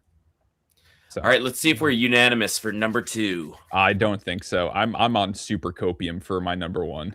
Okay. All right. I'm interested if chat thinks we'll be the same, but I'm not giving him time to guess because here we go. We're the same. Let's go. Let's go, Jeremy. Ooh. Okay, well, since I'm the odd one out, I think I'll go first. I don't think anybody's surprised. I think Blurple is still the very, very good deck. I think it does just everything you want to do in the game right now. You get to your top end quickly. You have a very flexible and easy to play early game that can handle dogs, that can handle most aggro decks. You have songs like Into the Unknown. We got Let It Go back, which is really huge for those mid-range to like in-game big stuff. You have all the card draw in the world with Guidebook and Dumbo and Genie, and I don't know. I still think it's really good. I just don't think it's number 1 because I do think Amber Emerald on average can beat it out. That's definitely where I started. I definitely started testing for this set, and I'm deep in testing for this set. I've been, in all the discords of doing everything. I started this set thinking, okay, I'm going to put my head down.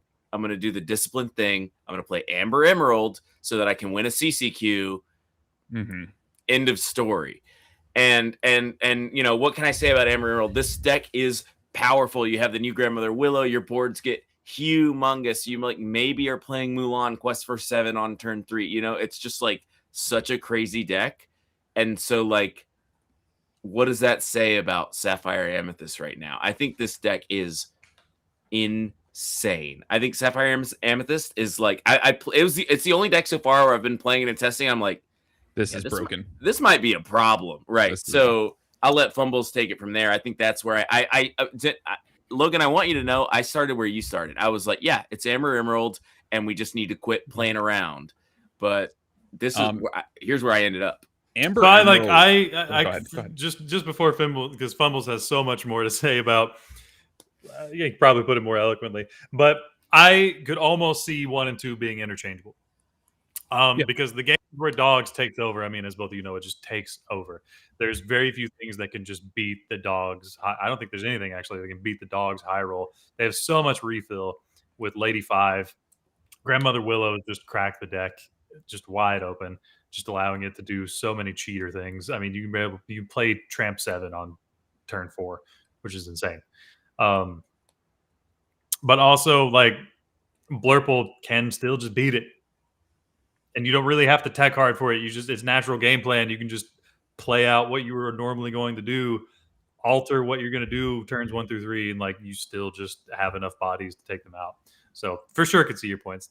Sorry for cutting you off, Fumbles. No, you're good. I was just gonna say, so Amber Emerald has 2 deck choices. You could play a bigger green yellow this set and actually have like a fair game. But like the aggressive version is just what everybody knows. Even it's more of a control deck than probably ever before too, because you have so many options to with like Dellas and how many Under the Seas you run. People are messing around with the Rockstar Stitch, but once that fades away, like you could do some really cool busted things with this deck. And once Chromacons come back and things like that, then it really will shake up what other people are doing. But yeah, I mean, it got Grandmother Willow, which is a crazy card alone. But just how wide people can get, and like, do you commit to the pudges that Lilo can play for free? I think I've seen turn 2 Tramp 7 like 3 times. Like I've just seen like the craziest high rolls that exist, and they still exist. But what's even crazier is that I've seen Sapphire Amethyst beat those high rolls too. And I think what's crazier to me is that Blue Purple got so many more tech tools this set. So there's 4 new 4-drops that are playable. So you have Tigger, Isis Vanderchill, and what's the last? Sven. And I think what's going to separate Sapphire Amethyst from the pack of the other purple decks is that it will utilize all of those better than the other Amethyst decks. But also it has access to the crazy blue cards of, Sail and Tipo and Pete. And so all these different things that you can now do, I think, man, I'm just so excited to play this deck. But the reason I'm playing Amber Amethyst is because I think it's like the best deck going into the blue purple game. And I think in terms of that, the blue purple mirror is going to come down to a lot of funky like greed. So like how many Petes, how many second stars, how many things that you're trying to beat your blue purple opponents on that like will probably bite you in the end when you're playing against green yellow. So like currently I have 10 1-drops. Like that's like, I feel like something we never talked about last set. I would never run 10 1-drops, for example, but like I think it's an allowable thing to do this set, just because if you can control the aggro just a little bit, you're able to take over the game after.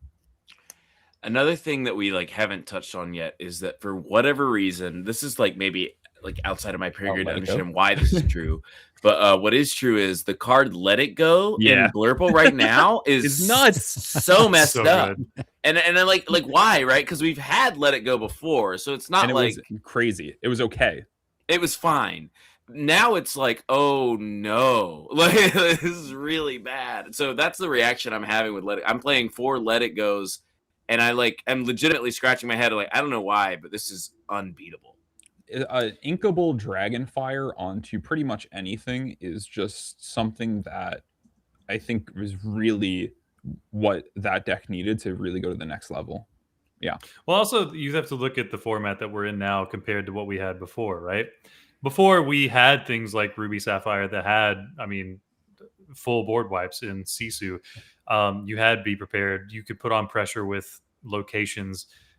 You could drain lore with a Pirate's Life. Like that was just how they did it. And then we had like heavy discard things. So Let It Go normally didn't stay in your hand long enough to be viable. Now we're in a kind of lower power format. We still have things like Ursula 2 and Mowgli that can snipe away to Let It Go. But we don't have things like Dragonfire. We don't have things like Be Prepared, which is a song that comes out. We still have Maleficent Dragon, but it's harder to get to. Ruby just isn't as well represented. So when we have efficient removal, that's why Hades the Sapphire Hades 7 cost has been such a staple across Sapphire for the last 2 sets. Point and click removal. Yeah, point and click removal is always going to be great. So getting back another point and click removal that before just couldn't stack up to the power of what we had. Now it's in a format where like, oh, cool. Well, you can't really get a lot of value off of it sometimes. And still taking board presence off is just more important than giving you an ink. I'd argue too, it has the best singer for Let It Go and probably the game in Elsa 5. Yeah. Just being able to get value, you clear something, and then you now have this body on board to sing it, I think is just very brutal sometimes. Like the games I lose against Blue Purple are the games where they go, Elsa, remove, sing Let It Go, Hades, Hades, Hades. And like you're just out of that game completely. So agreed. Yeah, I think Let It Go and Sven have kind of caused this deck to be like in my spot. That's why it's my number one. I'm like, oh, this is, you know, I thought it was going to be yellow green as well, guys. Don't dogpile me, but if the answer's Blurple, the answer's Blurple. I mean, that's just what I have to say as a competitive player. Yeah, fascinating. Hey, Liam. Yeah. What do you think's number one, Liam? Oh, goodness gracious. I mean, I have not, again, full disclosure, haven't got to play much with everything else going on, but based on my observations, everybody talking, and listening to you all this stream, I mean, it's hard to argue against Blurple, only because I feel like everybody started from a point of the last few sets, it's been so dominant. Everybody wanted to find something else. Everybody was looking for that new deck. Everybody saw these new cards come out and they're like, what can I crack? What can I make better than this deck that has been dominant for so long? And at the end of the day, when people come back around, despite their desires, despite wanting to find something different, it tells you something. Although, you know, it's one of those things where it's really tough for me to choose between like 1 and 2 again, because depending on how the meta shifts, either one of those decks is the right call for a particular day, because they're very different, Dogs and Blurple. So, you know, what is the best deck like from a raw power level versus what's the best deck week to week is obviously very different. And I think the argument could be made that for either one of those decks at any particular event. I should have asked you which one you would rather cast. Like, what's the that maybe would have been. I think it's Dogs every time, no contest, right? It's actually I'm probably a terrible person to ask because I actually enjoyed Blurple Mirrors. I was so weird. A man of culture. I really enjoyed the wild board swings and the back and forth and the chess match at the end of the game. The patience as both of them tried to be the you know, tried not to ramp their opponent first with the Hades and all of that. Like I actually really enjoyed those matchups. So I'm probably the wrong caster to ask. But I don't know. I think I enjoy actually, regardless of whichever one I'm watching, I think I enjoy the mirror more than I do watching like Dogs into Blurple. Just because from a skill expression perspective, I think it's more fun to watch the mirrors, but I don't know. That's just me. But I mean, if the deck that I'm most cheering for is obviously Amber Sapphire. Like, I really want that deck to be cracked. I really want it to be good. Ever since Ludwig was printed, I'm like, this card is just waiting to find a home. And that color combo has just never been good. So I'm really excited to see it perhaps, you know, do some work this meta. It's probably the one I'm most excited about. I also, last thing I'll say is I'm going to keep an eye on Mo Shamblin.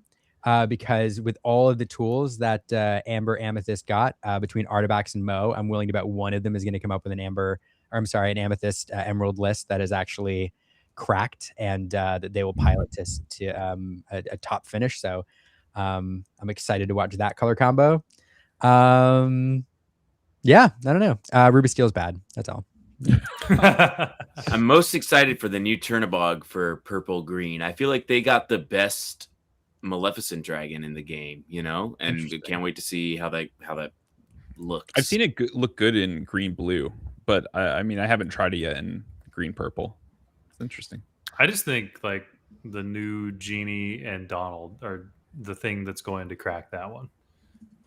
Because you're 3 cost is a crazy card. I for sure think that Emerald Amethyst is the only ink combination right now that can make boost an archetype and make it something that you have to you have to respect and deal with. Like the new genie card that came out by himself is just you have to answer me or you lose within the course of like 2 or 3 turns.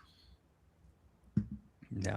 For me, it's always been next turn. Whenever I see that, it's like this card cannot dry off. Yeah. Hey, that card's not seeing next turn. You know, that's my goal. Let it see next turn. I do. We do. Again, I always say this, but it's especially true here. I could talk to the two of you like all night long. Your perspective on the game, both of you, is it's always fun. It's absolutely illuminating. But we are getting close to close. The last question before I ask you for closing comments and like where people can follow you, I have one more question, and it flashes back to last week, but I'm curious. If I were to ask you, Fumbles and Jeremy, and we got Logan's answer last week, what the most powerful card in Winterspell is, what would each of you say? From the set Winterspell, right? From Winterspell. Yep. Not a card that's unlocked by Winterspell, but printed in Winterspell. Best card. This Fumbles opens Dreamborn. Yeah, I was actually. I mean, I have it in my eyes right now that I'm clearly opening it. I mean, if it's not Willow, I think that's like the easy answer. So like maybe like another card. I don't know. I like Snowfort. I'm just trying to think of like another card that's good. But yeah, I mean, Willow is probably the go-to answer, I think, for me. Or That's Angel. fair. In terms of, I mean, you know, we could really get into the nitty-gritty of like what we mean by powerful, right? Because Willow is a great enabler, and but it is also like a 2-drop. So in terms of like game warping and powerful, not by what it's enabling, right? Because Willow on its own is never going to win a game, but a card that has been winning games solo on its own and like being insane has been Steel Angel. I think that card has been nuts. If not the most powerful, definitely the most surprising. Because when I read it, I was like, yeah, whatever. But now having seen it in play so many times, I'm like, this is a game winner. This is like a card you can build a house on. So Steel Angel is one that I would say, because I think that Willow is like kind of broken, but it's like hard for me to call it powerful because that's like not how I think of that word. That's unfortunately, fair. Yeah. I can also just like mirror what Jeremy said. Us like in the Maelstrom camp, we read Willow at first. We're like, wow, this is like fairly lackluster. That's cool. Another Steel legendary that we'll never see play. And then we're actually seeing it pop up in decks and like actually play testing with it. We're like, no, this actually is real and something the Steel needed. Like it went from like our lowest expectation to like you need to just get 4 Angel as soon as you can. Oh yeah, I mean, I'm a big Pete believer as well too. I saw somebody in chat say that. Yeah, if there was a little bit less Amber, I think Pete would be in every blue deck. But World's Greatest Criminal Mind really likes to hit Pete. Like really likes to hit Pete. So just loves it. Fascinating. Well, Fumbles, Jeremy, like thank you both. This has before been they leave though, Liam, do we not have the community answers of like top 15? Oh yeah, shoot. Thank you. I really want to share with them like what, because I don't know what it is either. You didn't show. Let's do that. Okay, I'm sorry. I almost forgot. That was so great. Okay, so for those by the way, I didn't say it out loud, but I said in the chat. Thanks for the raid, JDZ. I hope your stream was amazing and welcome raiders. Before we go, I did a community poll. We got about 45 responses, and the way you're going to see an average score, basically everybody ranked the decks from 1 to 15, and the score that you're going to see is the average score. So the lower, the better. And we're going to see where the community stack things up. This was the answer. That makes sense to me, though. Yeah. Like what Jeremy said, this is like where we started, right? This is the starting point of pretty much what last set was, I would say. Is that fair? I would say this is about, this is Amber about Sapphires obviously shot up, but.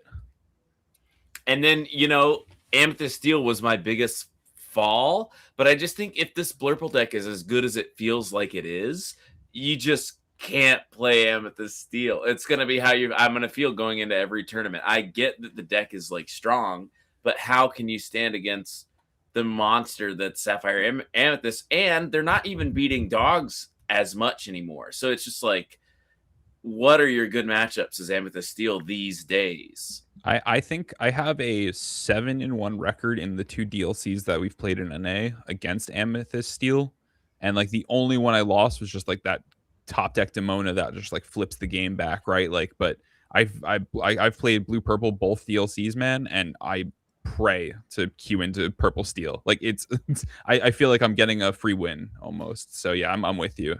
In Richmond, I played green blue detectives, and purple steel was my best matchup by a huge margin. I mean, I was testing that, and then we stopped testing it because my testing partner was like, okay, I can't really see a way for you to lose. Can we stop now? And it was like, yeah, all right. I think with Amethyst Steel though, right? Like it's one of those that like everybody was attacking it.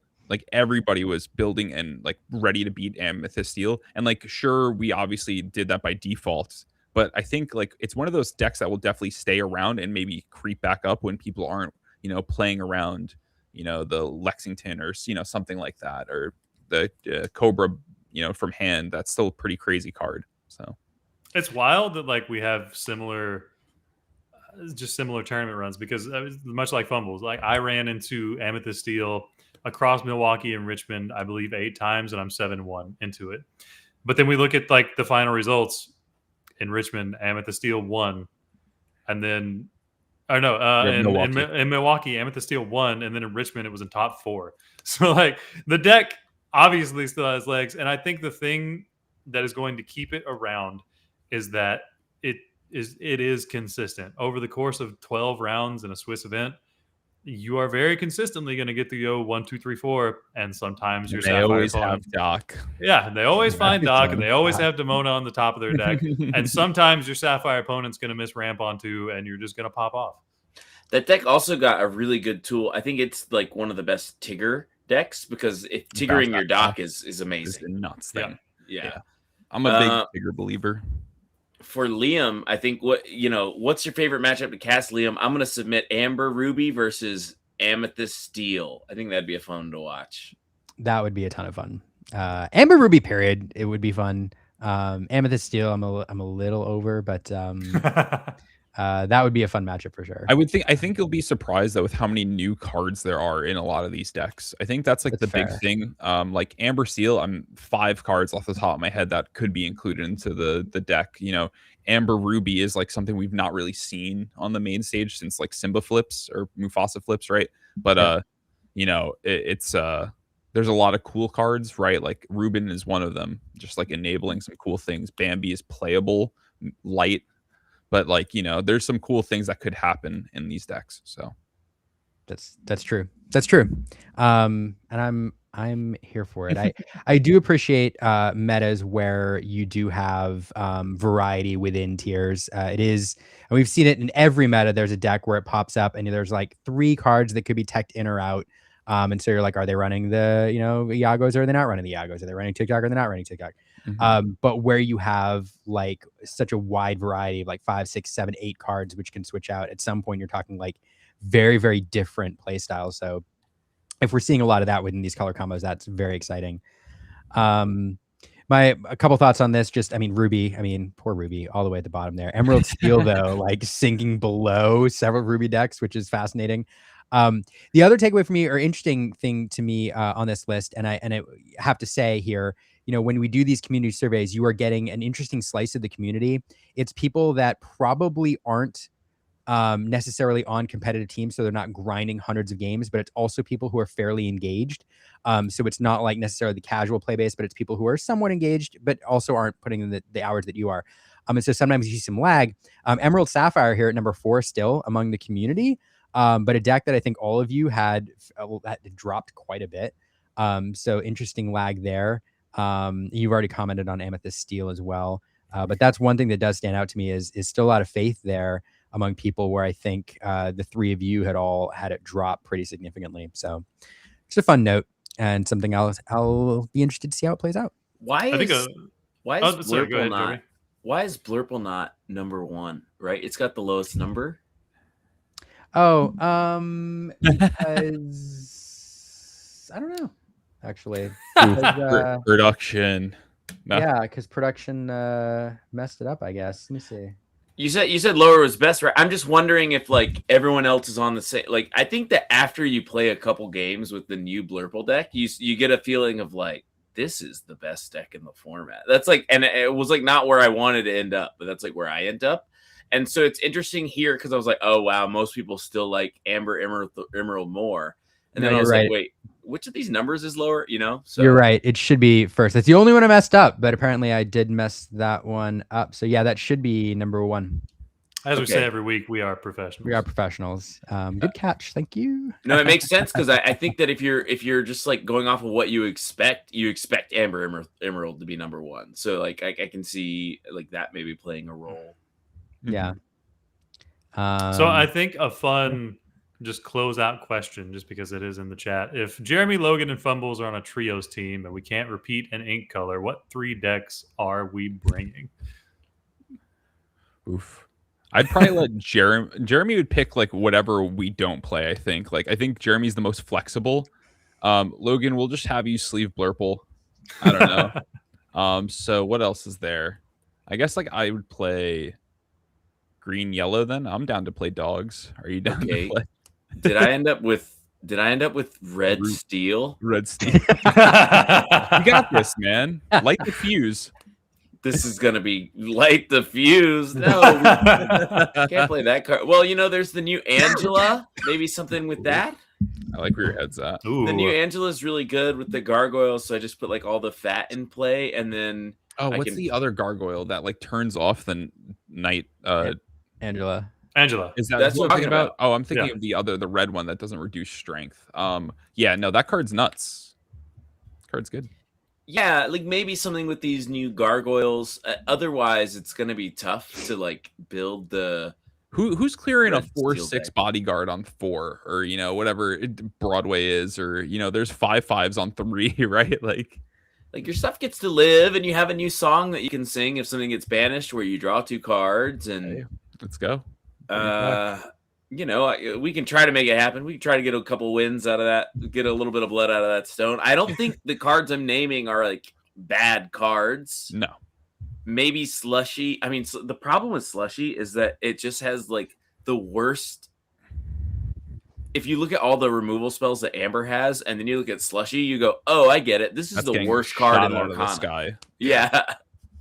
So, you know that's something. Slushy's the new Iago, I think. Like it's just it's gonna get popped on site. Oh yeah, so like just as the mirror that Humble was like, you know, the classic Amber Ruby. Every set he tries to crack it, and Slushy was one card he was really high on, and then we played Amethyst, Amber Amethyst into it, and he was like, "Oh, cool, Slushy sucks. I'm never using this card ever again." There's also a bizarre route you could take where your Ruby Steel, your singers, you have the Max Goof that sings 5, that can sing Grab Your Bow, and also you play Be King Undisputed, and like maybe something with Powerline and songs. And 29 uninkables later. Right. Which was what Grab Your Bow is uninkable and Be King Undisputed? Yeah, I was just joking because like there's probably some other red cards or steel cards. You're like, you know, you're probably throwing in Thunderbolts. You're probably throwing in maybe like a Beyond the Horizon because you need card draw. Could just definitely need Beyond the Horizon. So yeah, but you could sing Beyond the Horizon on turn 2, so that's pretty near 3, right? It's 4. I don't know. After he does the patented turn 1 don't draw pass turn. But wait. What if we did Blurple? What if we did Blurple Yellow Steel, which is a deck that we all agreed was really good? Yeah. And then what am I left with? Green, I have red and red green. Red green. Let me double check the community rankings. Yeah, that is also near the bottom. I actually just did way worse. All right. Well, I think the real answer is Amber Emerald, Amethyst Steel, and Ruby Sapphire. Or you just throw the Ruby match, you know? You're like, meh. Nothing gets me more excited than playing Pete 7 cost into a Pete 7 cost into Hades, Maldragon. Like nothing makes me happier. Yeah. All right. So the Team Trios tournament's rough. I do think you start with your best. I do think you start with your best Ruby deck. and figure it out from there, which in my case would mean that Ruby gets paired with Red, yellow. Amber. Yeah. Yeah. That's Which fair. is probably actually probably a good place to start. Yeah, probably a really good place to start. Yeah. Right. It enables you to then play steel with, well, you could even play Blurple and then, not green steel, but if you did. Yeah, because then you can do Blurple Just and green Emerald steel go, and then your green steel deck's your aggro deck, and just turn them sideways and hope merfolks carry you across the line. No, dude, you play Snow Fort and you just go at it, man. Man. All right, I'm All ready right. for our closing thoughts. Yeah. All right. Let's start, Jeremy. Closing thoughts, and where can people find you? Okay, great. Well, I mean, big closing thought is Liam, thanks so much for doing this and inviting me on. I am a big fan of the show. Always happy to be on here. And it was cool finally getting to sort of break the ice a little bit with fumbles. He and I haven't talked that much, but it's always nice when you're talking to somebody that's like clearly had some of the same revelations as you, like the face fumbles that you made when I was like, let it go, right? You were like, I can't believe I it. forgot to even mention it. I was like, oh yeah, of course, the most broken card. But it's so wild that card like is broken now and wasn't before. So Right. So it was just nice talking to you, getting to break the ice. Liam, thanks so much for you're bringing competitive players together, and that's just phenomenal. You can find me on X right now, mostly at Mox Jeremy. I've got a lot of little projects going on. Like I want to start a Substack that's like a travel blog. I'm like trying to get off of X a little bit because for a bunch of various reasons. But you can find me on X, and then if you really wanted to sort of talk with me and talk with the community at large, the best thing you can do is you can join my space that I do. This is every Thursday morning at 8 a.m. I do something on X called a space, which is where it's kind of in my mind like a radio morning talk show where people can call in, give their little opinions, and we have like a nice back and forth on that. So that's where you can find me. That's at MOXJEREMY at Mox Jeremy on Twitter. And thanks so much one more time, Leo. Thank you for being here. And as always, we will have links to our guests in the show notes. So that link to Mox Jeremy will be there, and you should absolutely check out Jeremy Spaces. They're great.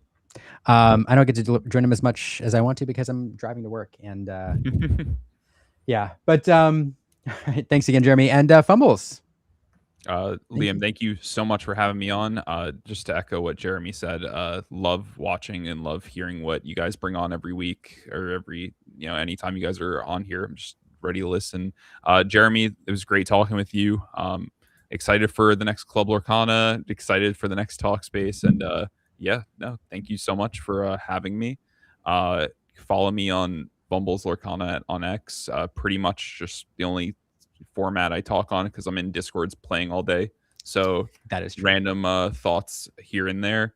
Liam, thank you for having and hosting my friend here, Logan. I know you're doing a community service here by having him on the podcast, so I really appreciate it. Thank you so much for watching after him. Oh, he takes care of me. You don't have behind the scenes.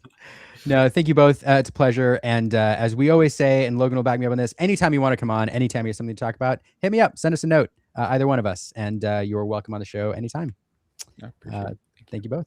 No one ever takes us up on it, but seriously, if you have something you want to talk about, let us know. Yeah, sure, of course. Of course. All right, we'll see you both later. I usually like having guests on through the end of the show, but we have a giveaway to do, and having them sit here while I fumble through the tech side of doing this giveaway is always rough. Well, and I'll get distracted and I'll start talking to both of them because I honestly can't stop. Yeah. Hold on, gotta do this. All right, well, let's do the giveaway because it's getting late. All right, it's getting a little late. Yeah. So here's what I'm gonna do. I'm gonna do this just like last week. All of you are here. Sorry, it's a little bit of coordination to do this. I just want to remind everybody, it's only fair to our sponsors. We are doing this box giveaway. It's being sponsored by the Glimmer Games. If you didn't watch last week's episode where the organizers of the Glimmer Games came on and told you about their wonderful event, you should go back and watch. And if you can make it to California when that event is going on, you absolutely should, because it's not just going to be a tournament, a CCQ, but they're going to have artists there, cosplay contests, some amazing commentators, a juniors tournament, all the things, great prizing.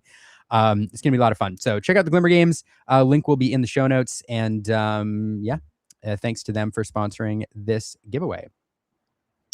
All right, should we do this? Absolutely. Oh my goodness, people! I'm getting more entries. Hold on, stop. All right, All right. I got you, folks. Oh my goodness. Oh my goodness. At some point, I have to close it.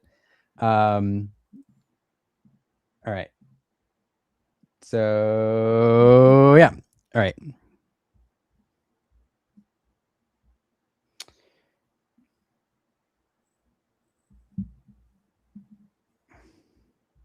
I froze for a second, didn't I, Logan? No, you've been fine. Have I? Yeah. Before I froze. All right. Oh my goodness. You all are. The entries are rolling in here, Logan. I have to like cut it off at some point. I'll tell you what. While that's going on, I'd just like to say again, thank you to all of our guests that we had. Both of our lore guides, Phil and Ellie, fantastic information for both of them, just trying to keep us up to date. Also, reminder to everyone, use the resources at events, and judges are a resource. Please do that. Also, thanks again to Jeremy and Fumbles. Just two people that are always very on top of the meta, two people that I very much so look up to in the community. And it's a treat anytime I get to interact with either one of them.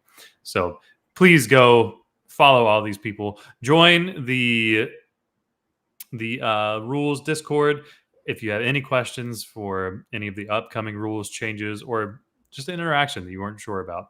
Go join that and just follow our two other guests. They more than deserve the love and the likes because they work very hard on what they do. Couldn't say it any better myself. All right. And while I'm waiting for the last couple things, my computer's doing weird stuff. So if I lag, I apologize. While I'm trying to do multiple things at once. All right. I'm going to cut that. I'm going to give everybody 30 more seconds, and then I'm cutting this off. While we wait for those 30 seconds, I will just do our closing notes so we can get right to the amazing end credits when we finish with the giveaway. Thank you all for watching, for being here. We're going to be back here next Monday and every Monday, except for rare occasions at 8 o'clock. Not sure what we're going to do next week, but it's going to be fun and it's going to be awesome. So we appreciate all of your support. Shout out to our Patreon supporters. You'll see them shouted out in the credits at the end of the notes. This stream does take money, and we appreciate all of you for supporting the show and making it happen. As a note, you can follow on Patreon for free, and then choose to upgrade later to a paid membership. Link to Patreon is in the show notes. With that, I'm going to cut it off right here. I have 112 entries. Everybody below row, or 111 entries actually. I'm going to cut it off below row 112. So I apologize if you're filling it out right now, but I gotta call it off sometime. And as a note, once we draw the winner, I will ask if they're here. And that just prevents people from, sending out the link to everybody and their brother. All right, fine. It's time. It's time. It's time. All right, 114, row 114. Okay, so I'm going to do random number generator. I'm going to share the screen over here. I've got everything blacked out, so I'm not doxing anybody.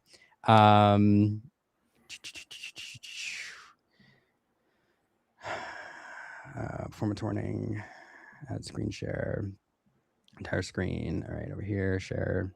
All right, my computer's having trouble, so hopefully this goes well. All right, I'm gonna press 3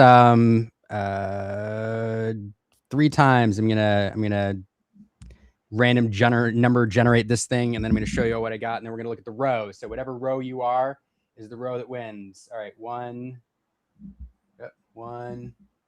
2, 3. Ooh. And I've sorted this, so it's not in the order that people have entered. I'm not sure. Can you see that, Logan?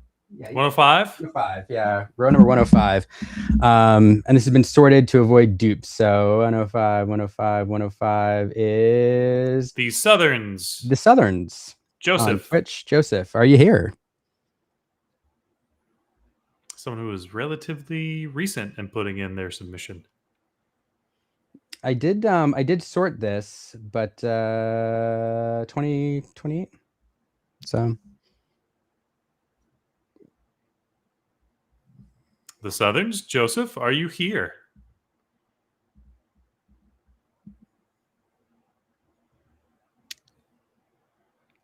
Joseph. I'm not seeing him in chat. Come on, Joseph. There's a bit of a lag. We'll see if they catch up. Just a little bit of a lag. Yeah. One thing I will say, I did talk about doing this notebook giveaway. I'm going to save this for next week so we can run another giveaway next week. So come back next week. We'll run this. And yeah, while we wait for the Southerns. Oh, Logan, I have to tell you, my computer is not handling all of the screens and everything so well. Oh, it might be a redraw. Yeah, you all keep an eye on the chat for me. My computer is being difficult, so. We've also unblacked someone. Well, I didn't unblack. They entered late. Ah. And my like screen is like frozen now, so I'm having trouble. Oh.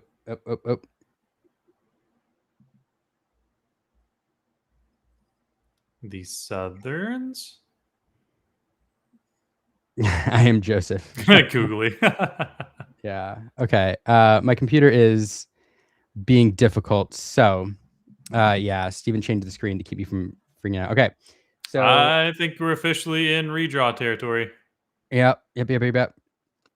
Which is always unfortunate, but again, it's only fair like the present to win, only because like what happens is people just blast out the link to everybody, and then people who are not watching the show.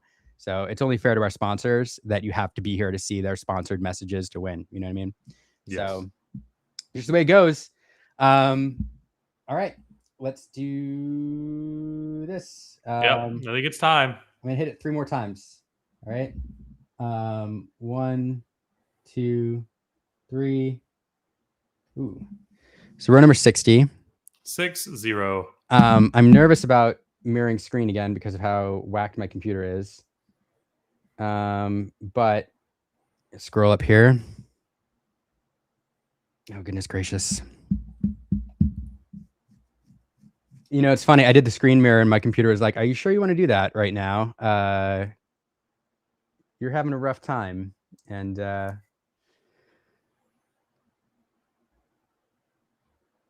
goodness. It's coming. It's coming. We're getting there. Technology is doing everything it can. Yeah.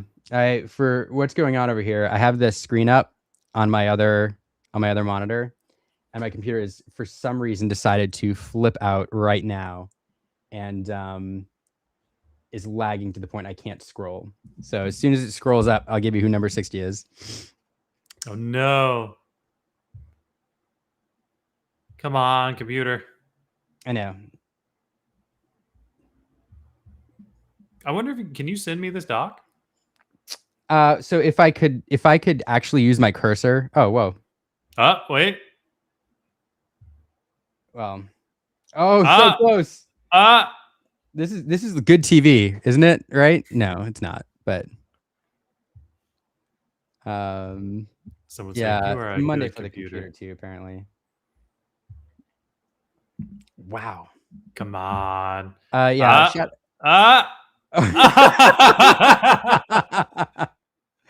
Oh man. I don't know that we can make it even more suspenseful. I don't know. Shout out to the person whose platform they put Roku TV. Oh, there it is. There it is. Jeremy Knapp on YouTube. Jeremy Knapp on YouTube. Also a fairly early entry. So Jeremy, you kicking around still? I know. Professionally done. Oh, sorry, Sisu. Missed by 4. Yeah. I wish I could give everybody a box. Imagine the overhead that would be. I know. All the J's were like, oh, right there. Jeremy Knapp, there we go. Jeremy is somebody I recognize here all the time. Jeremy, thanks so much. Send me a note on any of the platforms. I have your email address too. We'll communicate.